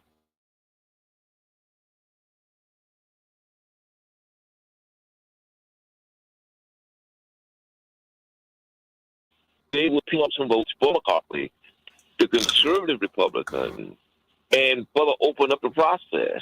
So now 5 people don't control the process, which is what we're looking at, going into this next venture. Well, Dwight McKee is always, we've always recognized Dwight McKee's brilliance, strategic mind, historic perspective. He's always spot on with whatever he says. And that's why I want to call you Uncle Dwight. I really do, because whenever we call him, he's always spot on. And it's such a joy. I think he's absolutely right, Santita, in terms of we have to be careful what we wish for. I think it's bad, if you want my opinion, across the board for any president to hold classified documents. That is not good. That's ill-advised. It's not a good thing. It's not a good look. It wasn't a good look for President Trump, and it's not a good look for President Biden. I draw a slight distinction in this. What do you do when it is brought to your attention? That's the difference between the two. Again, we start with the premise, it's not good. It is not good. And as a result, we have all of these committees that have been formed, some of them specifically designed to investigate everything that President Biden does and that his family is doing. They're going to say, you did this to President Trump, we're going to do it to President Biden. That's what these committees are about. And they're already formed. This was a preconceived notion. That's why it took 14 rounds, in my impression, for Kevin McCarthy to be Speaker of the House, because they wouldn't let up until these committees that they felt could bring down President Biden would be formed so they could move forward with that agenda. So it's going to be a mess. But I do think there is a slight distinction. It's like a footnote. Starting from, it's bad that there were these classified documents that President Biden had. But when he discovered them, he turned them over. When President Trump, when he discovered them, when they brought it to his attention, he was like, get out of my face. I'm not thinking about y'all, and I'm not doing anything. You better, and that's he did. You better get out of my face. I dare you. I double dare you. I triple dare. Come on my property. See what happens. That's what former President Trump did. Double dare, triple dare, get out of my face. I'll shoot you. I'll kill you. All of these things. And for the listeners, I don't mean literally. He said, "I'll shoot you, I'll kill you." I'm giving you in jest what he did. I don't want there to be a headline that people accuse it. No, in jest, that's what he did. He turned away and said, "I'm not doing anything. They're my documents. I'll do what I want. I'm president. I was former president. Y'all stole the election. I'm keeping them." That's it.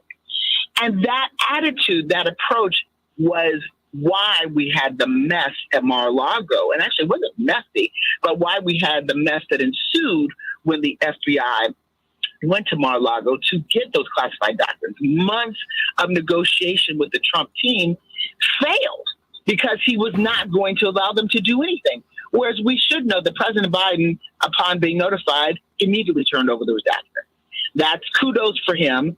But it's still funky that he had classified documents in the first place.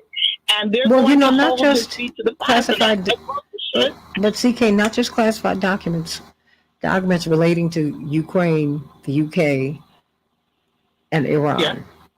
Yeah. When I saw that headline, I said, no. And that's why the mafia is not approach. Mafia is not approach. Mafia is content. Is when you start talking about Ukraine, there's a lot of there. because just to me, I mean, of all of the documents you could have held on to, you held on to documents about Ukraine, and there's already some belief that your son had already gone in and cut a deal, gotten paid $500,000 by the Ukraine to be on a committee, be on the board of directors in an industry that he knew nothing about, and that then, as vice president, you went in and negotiated with the Ukrainians to take the investigations that they were having against your son off the table, and then you figure out how to give them 20, 30, 40 billion dollars to fight a war that early in your son have profited from. My fear is not how the response was. My fear is the content. And I think that if things are not, don't line up the correct way, this really can take bite now. It's my belief. Well, I definitely believe it's his Achilles heel. And again, it's not good for any sitting former president to do that. When you're able to connect the dots, as they're able to connect the dots straight up to former President Trump with the January 6th events, that insurrection, that coup d'etat, they're able to connect. They're not touching him. President. They're not touching him on that. I mean, it's like what is that? Yeah, right. It's not right. It's not good either way. So I think, but what I will say, the shiny star, Congressman Hakeem Jeffries. Oh my goodness. Oh my goodness. Great. He's going to be a great leader in the House. And he's coming at a time when we're going to need to have some great leadership, because this is going to be an incredible mess. Is Aaron Connolly on the line? Santita? Yeah, but you know what? We only have 1 minute. We only have 1 minute. So we're going to come back to Aaron and to Attorney Daryl Jones, because I know they're chomping at their bits. They want to jump in this conversation, and we cannot wait to hear what Aaron's got to say, what Daryl Jones, Attorney Daryl Jones, and Attorney Aaron Connolly. Can't wait to hear what you all have to say about this, because it's, you want to play the game by one set of rules, and it seems that it just seems that some people are accountable, held to account, and others are not. And everything's being put on the table right now. So I want you to call us at 773-763-9278, 773-763-WCPT. We want to know what your thoughts are about these cases and where you think they're going to go. Legal Q&A with CK on the Santita Jackson Show, 773-763-9278, 773-763-WCPT. Hey, everybody, the MLK Breakfast Rainbow Push at the Marriott Marquis. You don't want to miss it. There are just a few tickets left, so call them at 773-FREEDOM. It's always, always, always a wonderful breakfast. You'll have Judge Mathis there, and you will also have Cheryl Lee Ralph. That's right, the Dream Girl, the Emmy winner. Yay! They will be at the breakfast along with so many other people, and you need to be there too.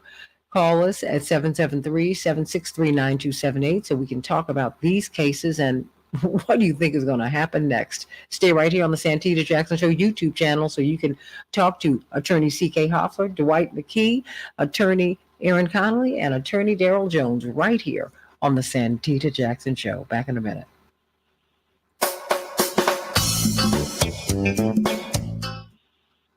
Okay, don't spend all your best stuff off air, but you guys, can you say a cauldron of a hot mess? Hot mess.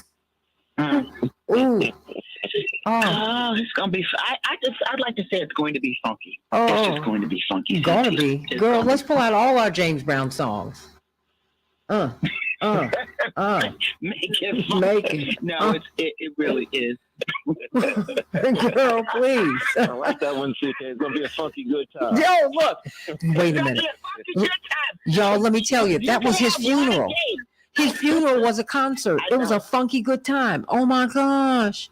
My brother Yusuf had pneumonia and he was doing the Morris Day all through. He said, I know I'm sick, but I couldn't miss this. To see Bobby Bird and Fred Wesley. Oh Lord. Oh. But this is a lot. I mean, and Dwight predicted this, which is what's so scary. Dwight, I'm just wondering if you're the wizard behind the curtain. Uncle Dwight. Uncle Dwight. Uncle Dwight. Ooh. Uncle Dwight. No, but yesterday I had a rather robust debate on my show in Atlanta on this very topic. Well, tell people about it so people can listen to the show. Tell them. Yes, and we do get some crossover, but I definitely will. But I'm just saying, mention it. But yeah.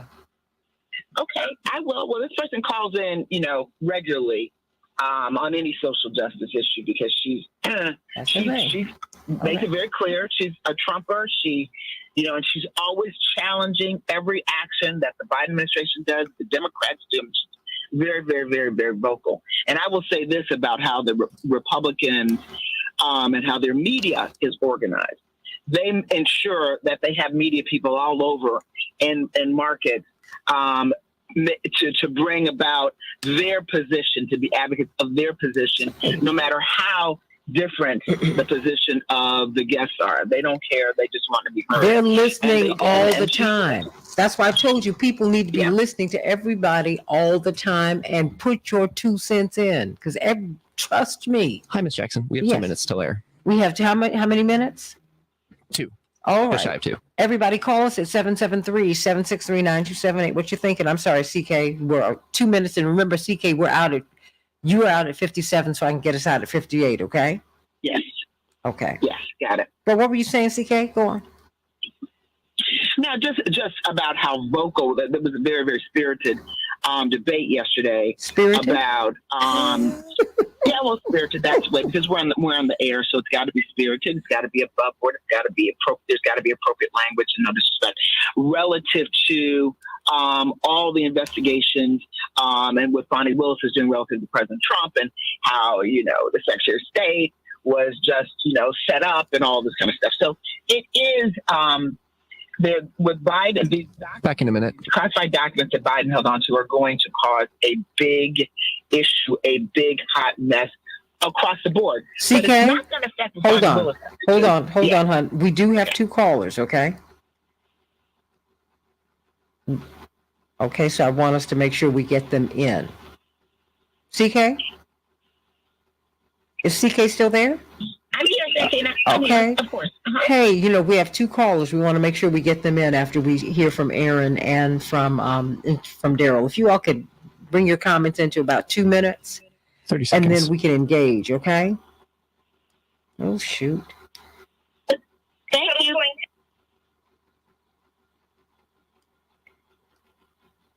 Okay.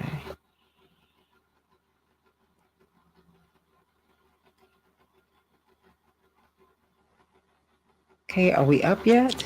Stand by. About to come back. Thank you. I'm here. Okay, stand by. We can change the world, change the world, change the world. We can change the world, we can change the world, change the world. This is the Santita Jackson Show. War and hate to a place of love, it's not too late. Gotta save the children, we can't wait. Let's change the world. I am green. Hey, everybody, welcome back to the Santita Jackson Show. Boy, we have got a whole lot going on in legal Q&A with CK. We're talking about the Trump election case in Georgia. The investigation is over. Will there be indictments? What's going to happen? The grand jury has convened. Will there be a trial? What's going to happen, everybody? Everybody wants to know. And then we look at the Biden documents that were kept at the the Biden Penn Center. University of Pennsylvania has an office in Washington. Of course, he affiliated with them since he was no longer vice president. And you find that the documents among them, there were a lot of personal items like, family stuff. But then it was the Ukraine, it was UK and Ukraine, UK and Iran. And wow, CK. Well, Santita, the fact that those documents were found and they were turned over, which was the right thing to do, but the fact that they were found and they were held and they were kept is going to create a super duper hot mess. because the Republicans are going to take that and run and use that as a basis, I believe, of trying to impeach the president. But I'd love to hear what Aaron Connolly and Daryl Jones have to say about this, because I know that they are waiting, and we're waiting to hear their thoughts. Aaron, starting with you. Good morning, CK. Good morning, Santita, and good morning to this wonderful panel, and of course the Morning Stars on Facebook and YouTube and listening on WCPT. Thank you so much for allowing me to comment on this, what I see is a massive hypocrisy. And I know, CK, you, Dwight, and Santita spoke about that, but that cannot be ignored here. What we see with these disclosures and accountability from the Biden administration is completely different from the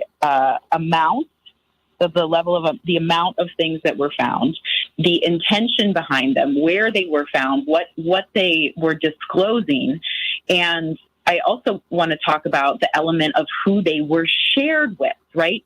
Having incidental, mistaken items is completely different than holding them in your office, showing them off to potentially the highest bidder, and having crates of this classified information. So when we look at this specific incident in dealing with President Biden, and we compare and contrast it to what President Trump has done with a blatant disregard for not only historically important items taken from the White House that are alleged, but the intention and the amount of classified information, how that has been disseminated among his non-government staff, and how he views that in general. It's a hypocritical is not enough to talk about what we see here, right? And now we're seeing Republicans say that they're going to impeach President Biden over something that they would have basically said is like taking a fountain pen out of the office by accident. When we look at President Trump, my brain can't wrap around this in a meaningful way. Maybe Daryl Jones, you can talk me through where they think there's a difference here, or how the accountability immediately taken by the president is in like stark contrast to what we saw with the Trump administration. Daryl? Well, that is true. That is true. But Daryl, maybe you could shed some light on. It's true. All that Aaron said is true, but they're going to take this and run. Take it and run. This is going to be their new quest to get rid of Biden. But Daryl? CK, I think that you're right on point, and I think the thing that people have to remember is that the new Republican Congress is coming in, and they've already formed a new committee, right, where they want to talk about the weaponization of the U.S. government and how it's being used to go after elected officials. And so when we start stepping into this new environment that they're creating, it really does bring a lot of questions to the table. And when we start talking about, and I hear, the argument with regards to the what I'll call the self-reporting of the documents that were found by I guess then Vice President Biden's personal information in the locked office, or a locked closet, I think is the terminology that the president used. And I appreciate the self-reporting. I really do. I understand as well with regards to the source subpoenas and the number of times before the government and the FBI went down to Mar-a-Lago to get former President Trump's stuff from him. I understand all of that. My question, though, becomes a little more basic.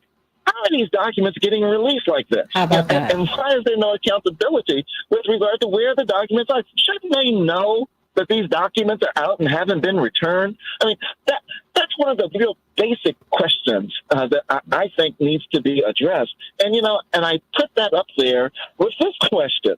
How is it that the IRS was tasked with the responsibility of following the former president's tax returns, and that never came into place? That auditing never occurred. So there are a lot of simple mechanical issues that are at play here that need to be addressed. And the scary part to me is that, when we talk about, we're just coming off the January 6th and the January 6th Commission and all the folks that are talking about all the conspiracy theories and all this other stuff.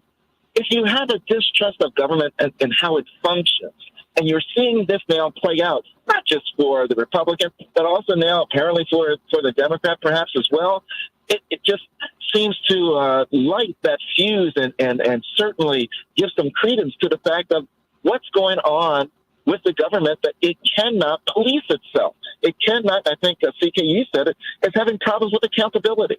And that's where I sort of see this coming from. So, yeah, I do see the situations as different because in the Biden situation, it was self-reporting. In the Trump situation, it was one where, they had to go through all the FBI, all of the warrants and everything else, and the lies from attorneys, but that stuff didn't exist and what did exist, all of that. There are differences. But the key piece to it to me is that there's a similarity with regards to what's going on with our top secret documents, that we don't seem to have that type of accountability and the ability to have that mechanism to know where they are and what's going on with them. That's sort of my view of it very quickly. Well, CK, we've got some of these callers. Well, I will say this before we take our first caller. On my show on WAOK in Atlanta yesterday, we had a spirited caller. She identified herself, look, I'm a Trump supporter through and through. And she said, I want to talk about the weaponization of the government. And she used terminology and threw in Dr. King's name. Yeah. And used terminology of how President Trump and others are victimized the same way that, civil rights leaders, Dr. King and others, and she's called in before to say this, and how the government is on a witch hunt. But that is true. I mean, just because it's happening to the right wing and they're complaining about it and they conducted it the last time, it is true. The FBI was weaponized and is still weaponized against black people today. It still is. They don't investigate these terrorists, these domestic terrorists. They go after Black Lives Matter. Who does that? Right. Well, she didn't go so far as talk about black people and Black Lives Matter. That was not her. I'm just saying. She wasn't going to go that far. I'm talking about the people whose organizations they infiltrate. They don't infiltrate. I mean, please, they were the Oath Keepers. Absolutely. What? Absolutely. But her point in this was that, this is nothing more than a witch hunt. And by the way, what District Attorney Willis is doing is nothing more than a witch hunt. And Brad Raffensperger was nothing more than part of a witch hunt, and he's a traitor, and he's a this, he's a that. So that is the narrative, and it is sticking with a lot of people. They believe it, they breathe it, they live it, and that's going to be how they persuade many Americans, because we are in a divided country, to go along with this narrative. So, but I'd love to hear from the caller. But you know what, CK? Okay, this is the fight that we have every week. Well, but no. But as we go to the callers, this is also an America that does not. Most Americans, the overwhelming majority, don't trust the government. They don't trust the media. They don't trust the people who are in authority and the institutions. That's what's clear. Or the U.S. Supreme Court. None of it. None of it. That's why I don't use the term conspiracy theory is insulting to me, because that was coined by the CIA to get people off of looking at the Kennedy assassination, and no one believes that story either. And by continuing to lie to the American people, it's destroying the country. It's hurting us. You can't have a government formed by the people if you don't trust it. Let me go to Dion. Dion, what's on your mind today, sweetie? Hello? Hey, Dion, what's on your mind? Oh, well, about the documents that were found in Biden's office. Yeah. Well, President Trump had missing documents, just the folders. So I'm just putting out there that maybe and possibly that it might have been planted, because I can't just see him as president and the office never being cleaned out, the closets never being looked in before he ran for president. Well, I don't know. That's the only thing I wanted to say. Okay, now, do you know, but it's what's very interesting also, but you know, there's been a lot in the wind. You can't have oversight of everything. I think it's conceivable that the principals in any case,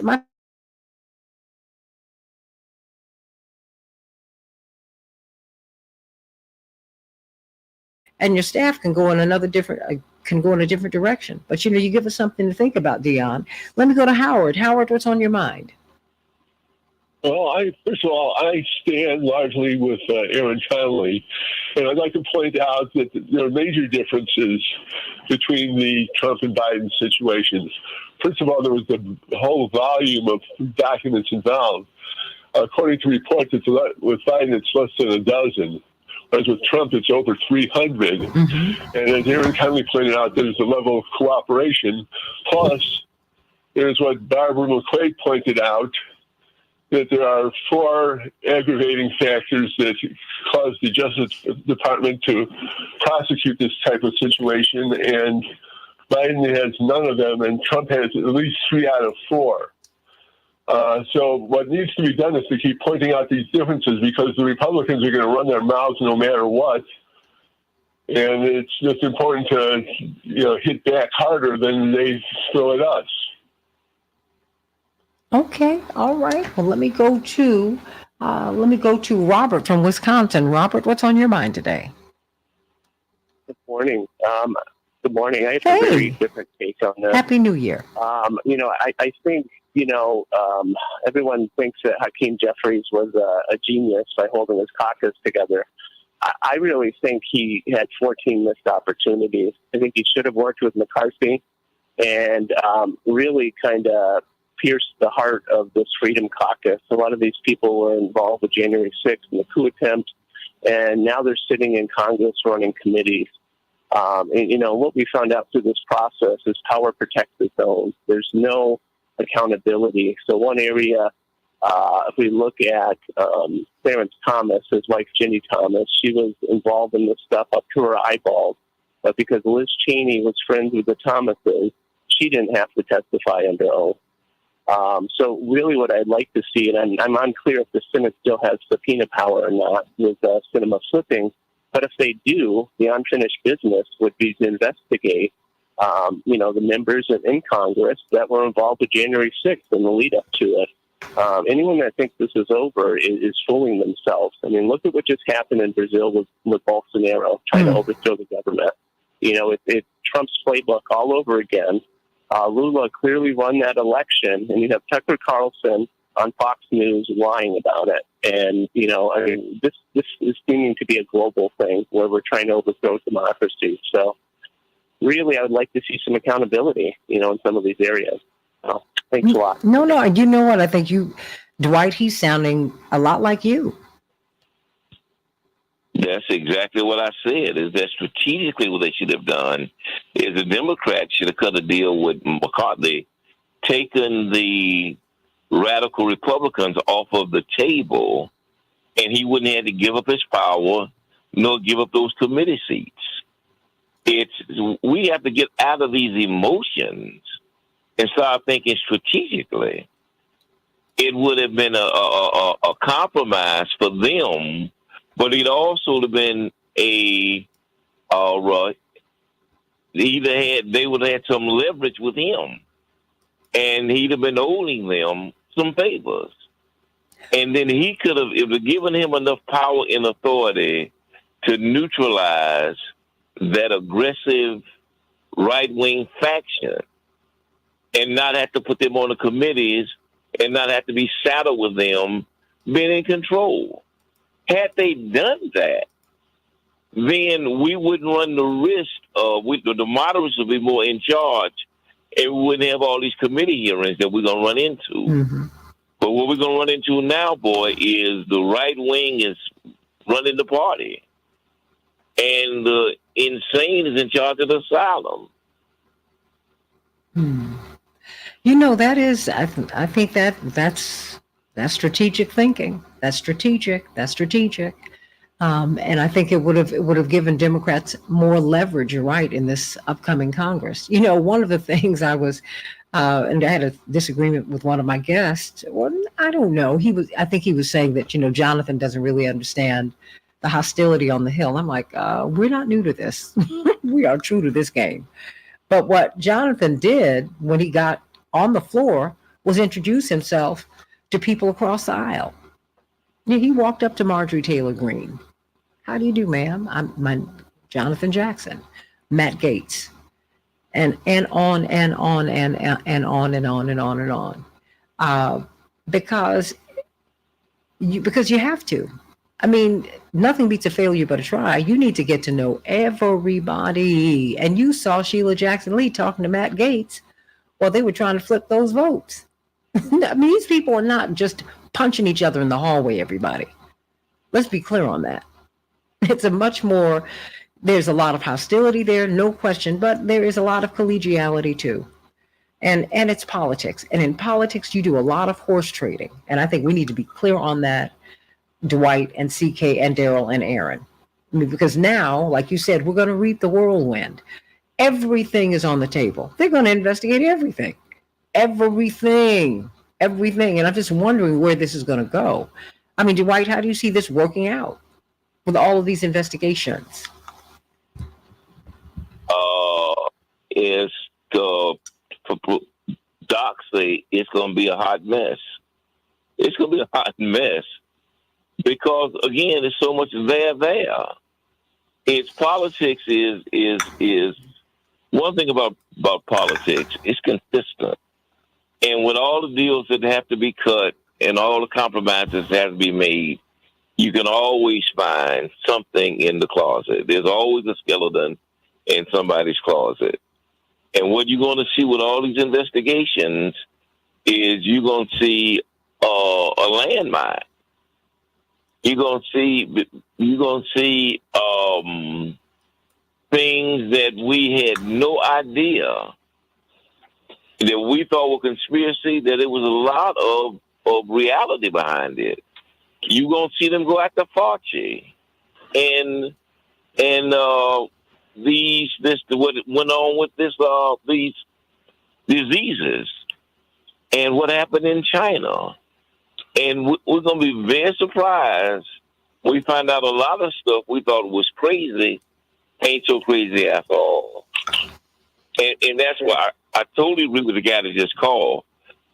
Some of this could have been avoided had we been very strategic. We lost 17 opportunities to cut a deal and to take Congress in a different direction because we were trying to play hardball and didn't have the ammo to play hardball. You're going to find a lot of things in this Ukrainian situation that's going to be a little shaky. And you're going to find a lot of people who got paid in the Ukrainian situations in terms of corporate America. You're going to find that a little shady. This thing is going to get very, very, very deep, you all. And lastly, I think we have to begin to really get the emotions out and give Trump more credit. Trump is a player. He understands how this game is played. And if we keep dismissing him like he's retarded, we'll be behind the eight ball every time. This guy is a strategist. He's a manipulator.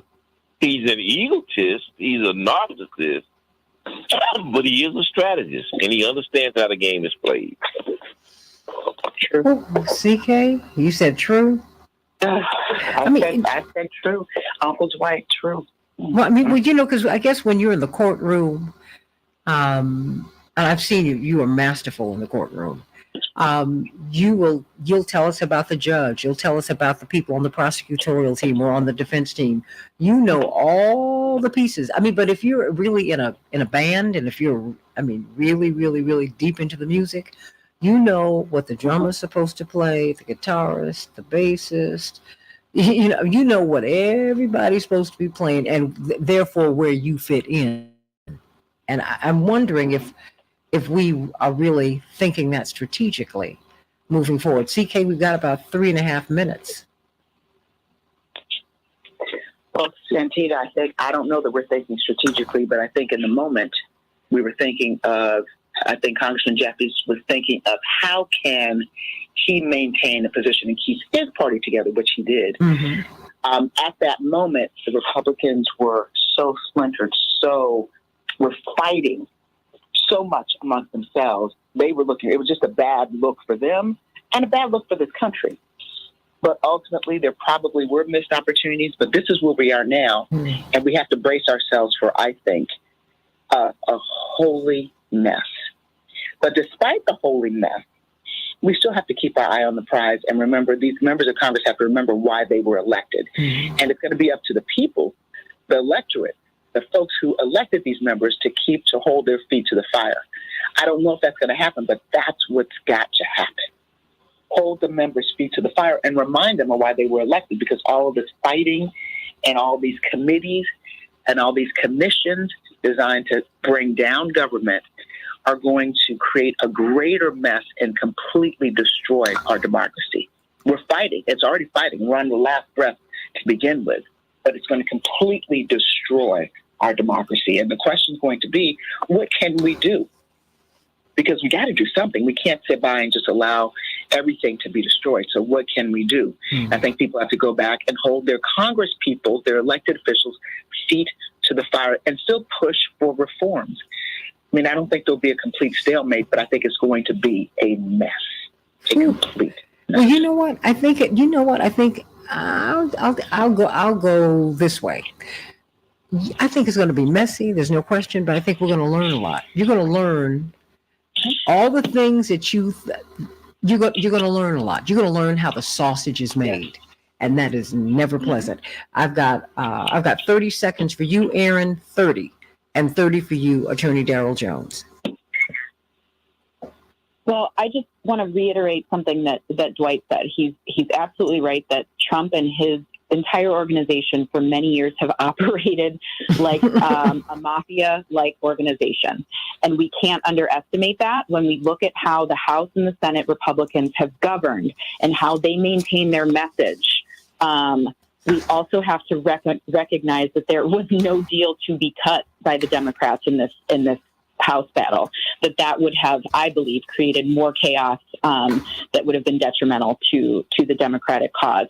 But we are dealing with a mob mentality, and we can't underestimate that in any way, right? So things that seem may be completely within bounds operating in this mindset, and we have to adjust our defenses and strategy accordingly.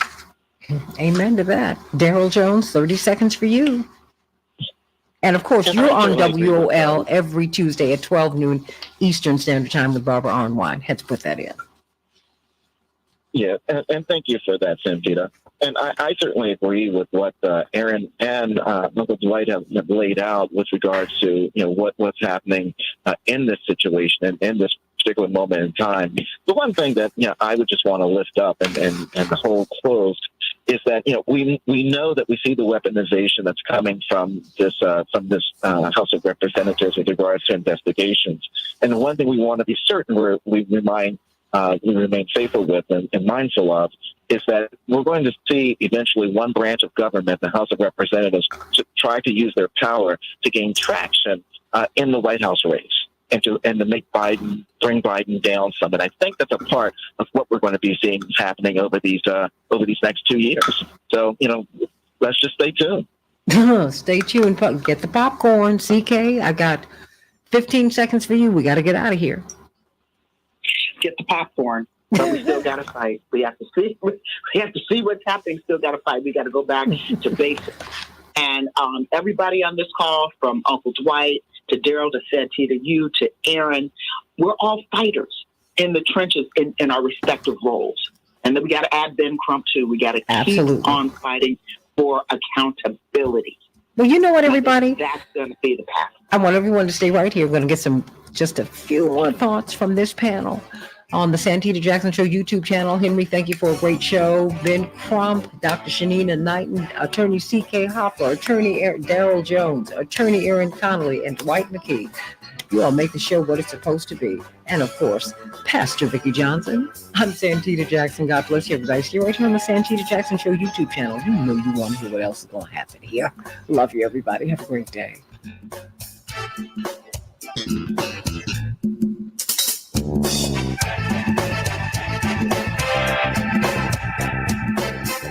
So, Aaron, you felt that there was no space for the Democrats to negotiate, peel off 10 votes to kind of not have to vote 15 times?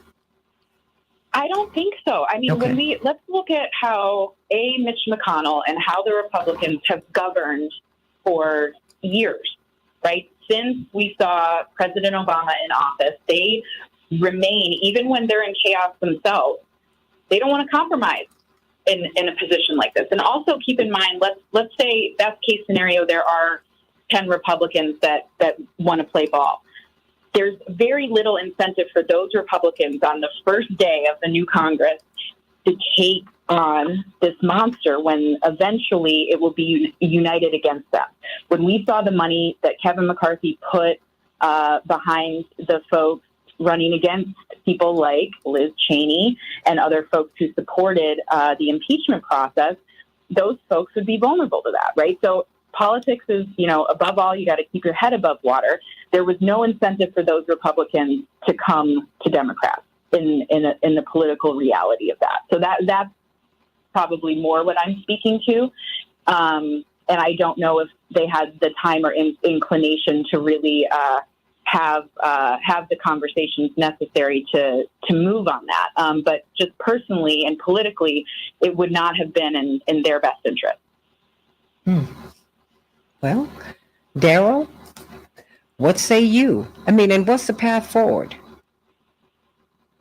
It's really interesting because, I think that, and I agree with Dwight's analysis that, there was room perhaps to try to negotiate, but I just question whether it would have been in good faith, whether or not, the Democratic Party would have gained anything committee-wise from the negotiation. Would they have weakened that group of 10 with regard to their power?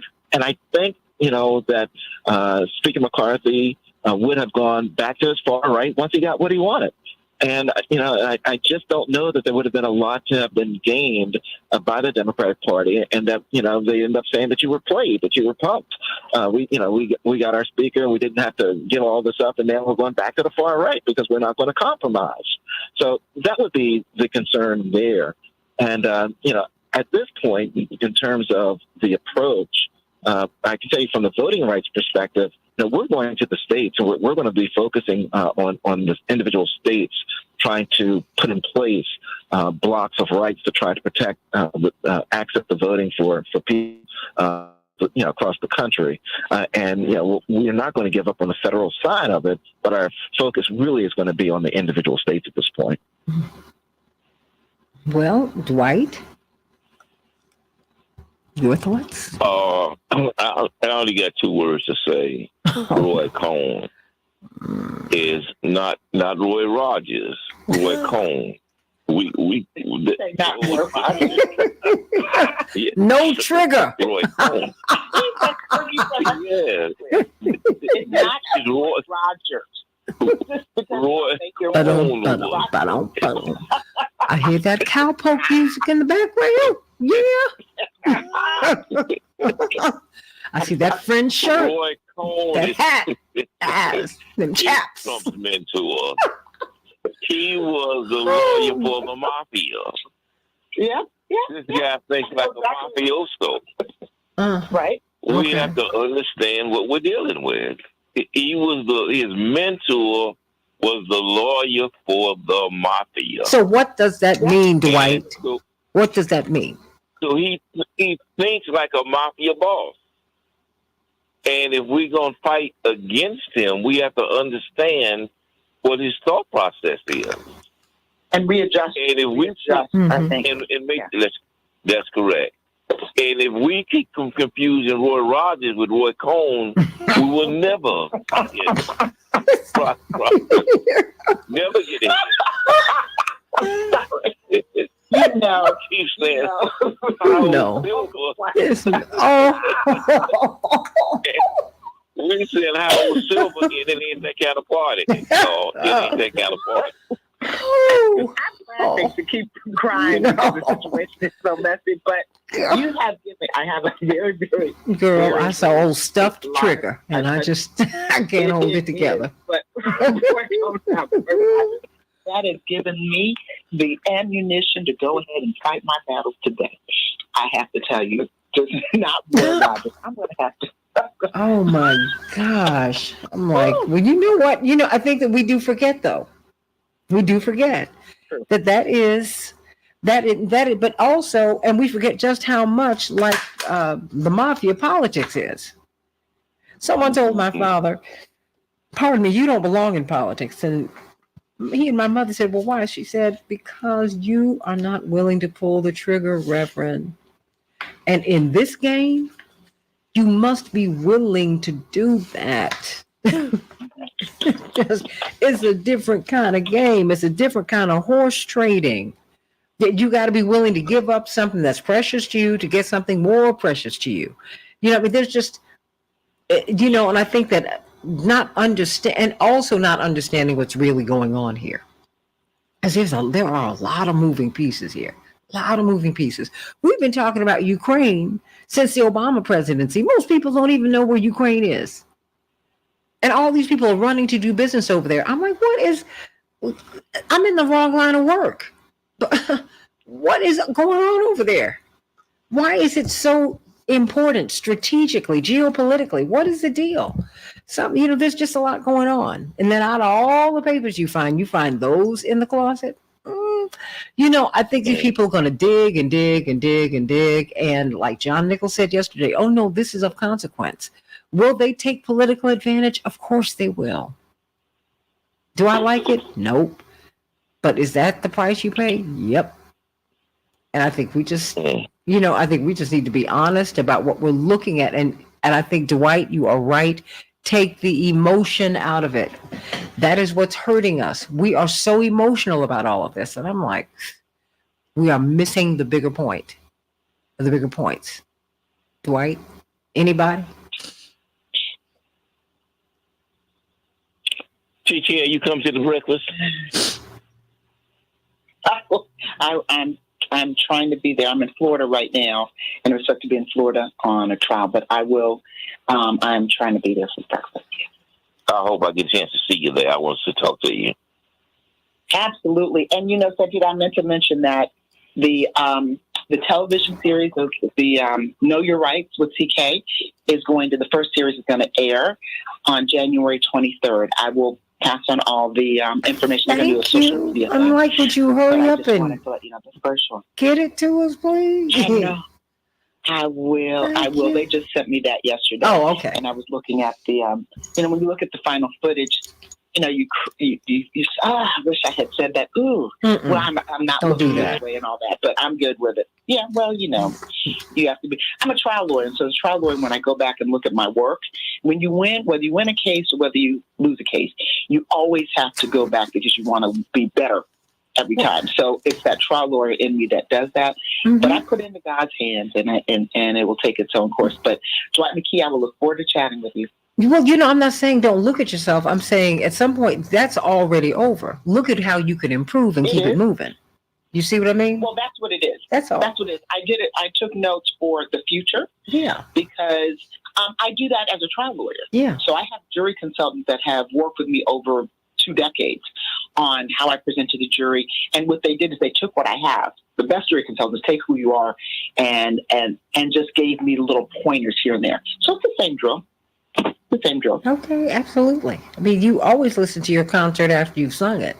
So you can know where you were. And when you're doing plays at a Broadway or Broadway bound, you have spotters in the audience who tell you during the intermission what you missed. And you have maybe 2 times to miss something, then the understudy steps in. You will lose your job. Okay? That's why theater's so tough. And doing anything live, it's a high wire act. But it's, I think it's something for us to really Oh, I love you, Laura, and I love all of you, Yvonne. I love Robert. I love all Daryl. I love you all my morning stars. I love you, love you, love you, love you, love you, love you. You make it. And we love you too, Santita. Oh, I love you, CK. I love you, Aaron. I love you, Daryl. I love you, Dwight. I love y'all. I love you. I love you. I'm going to send something to you, Daryl. I'm sure you came across this. GOP right-wingers filed nearly 100 anti-voter lawsuits in 2022, according to this report. Mm-hmm. So, yeah.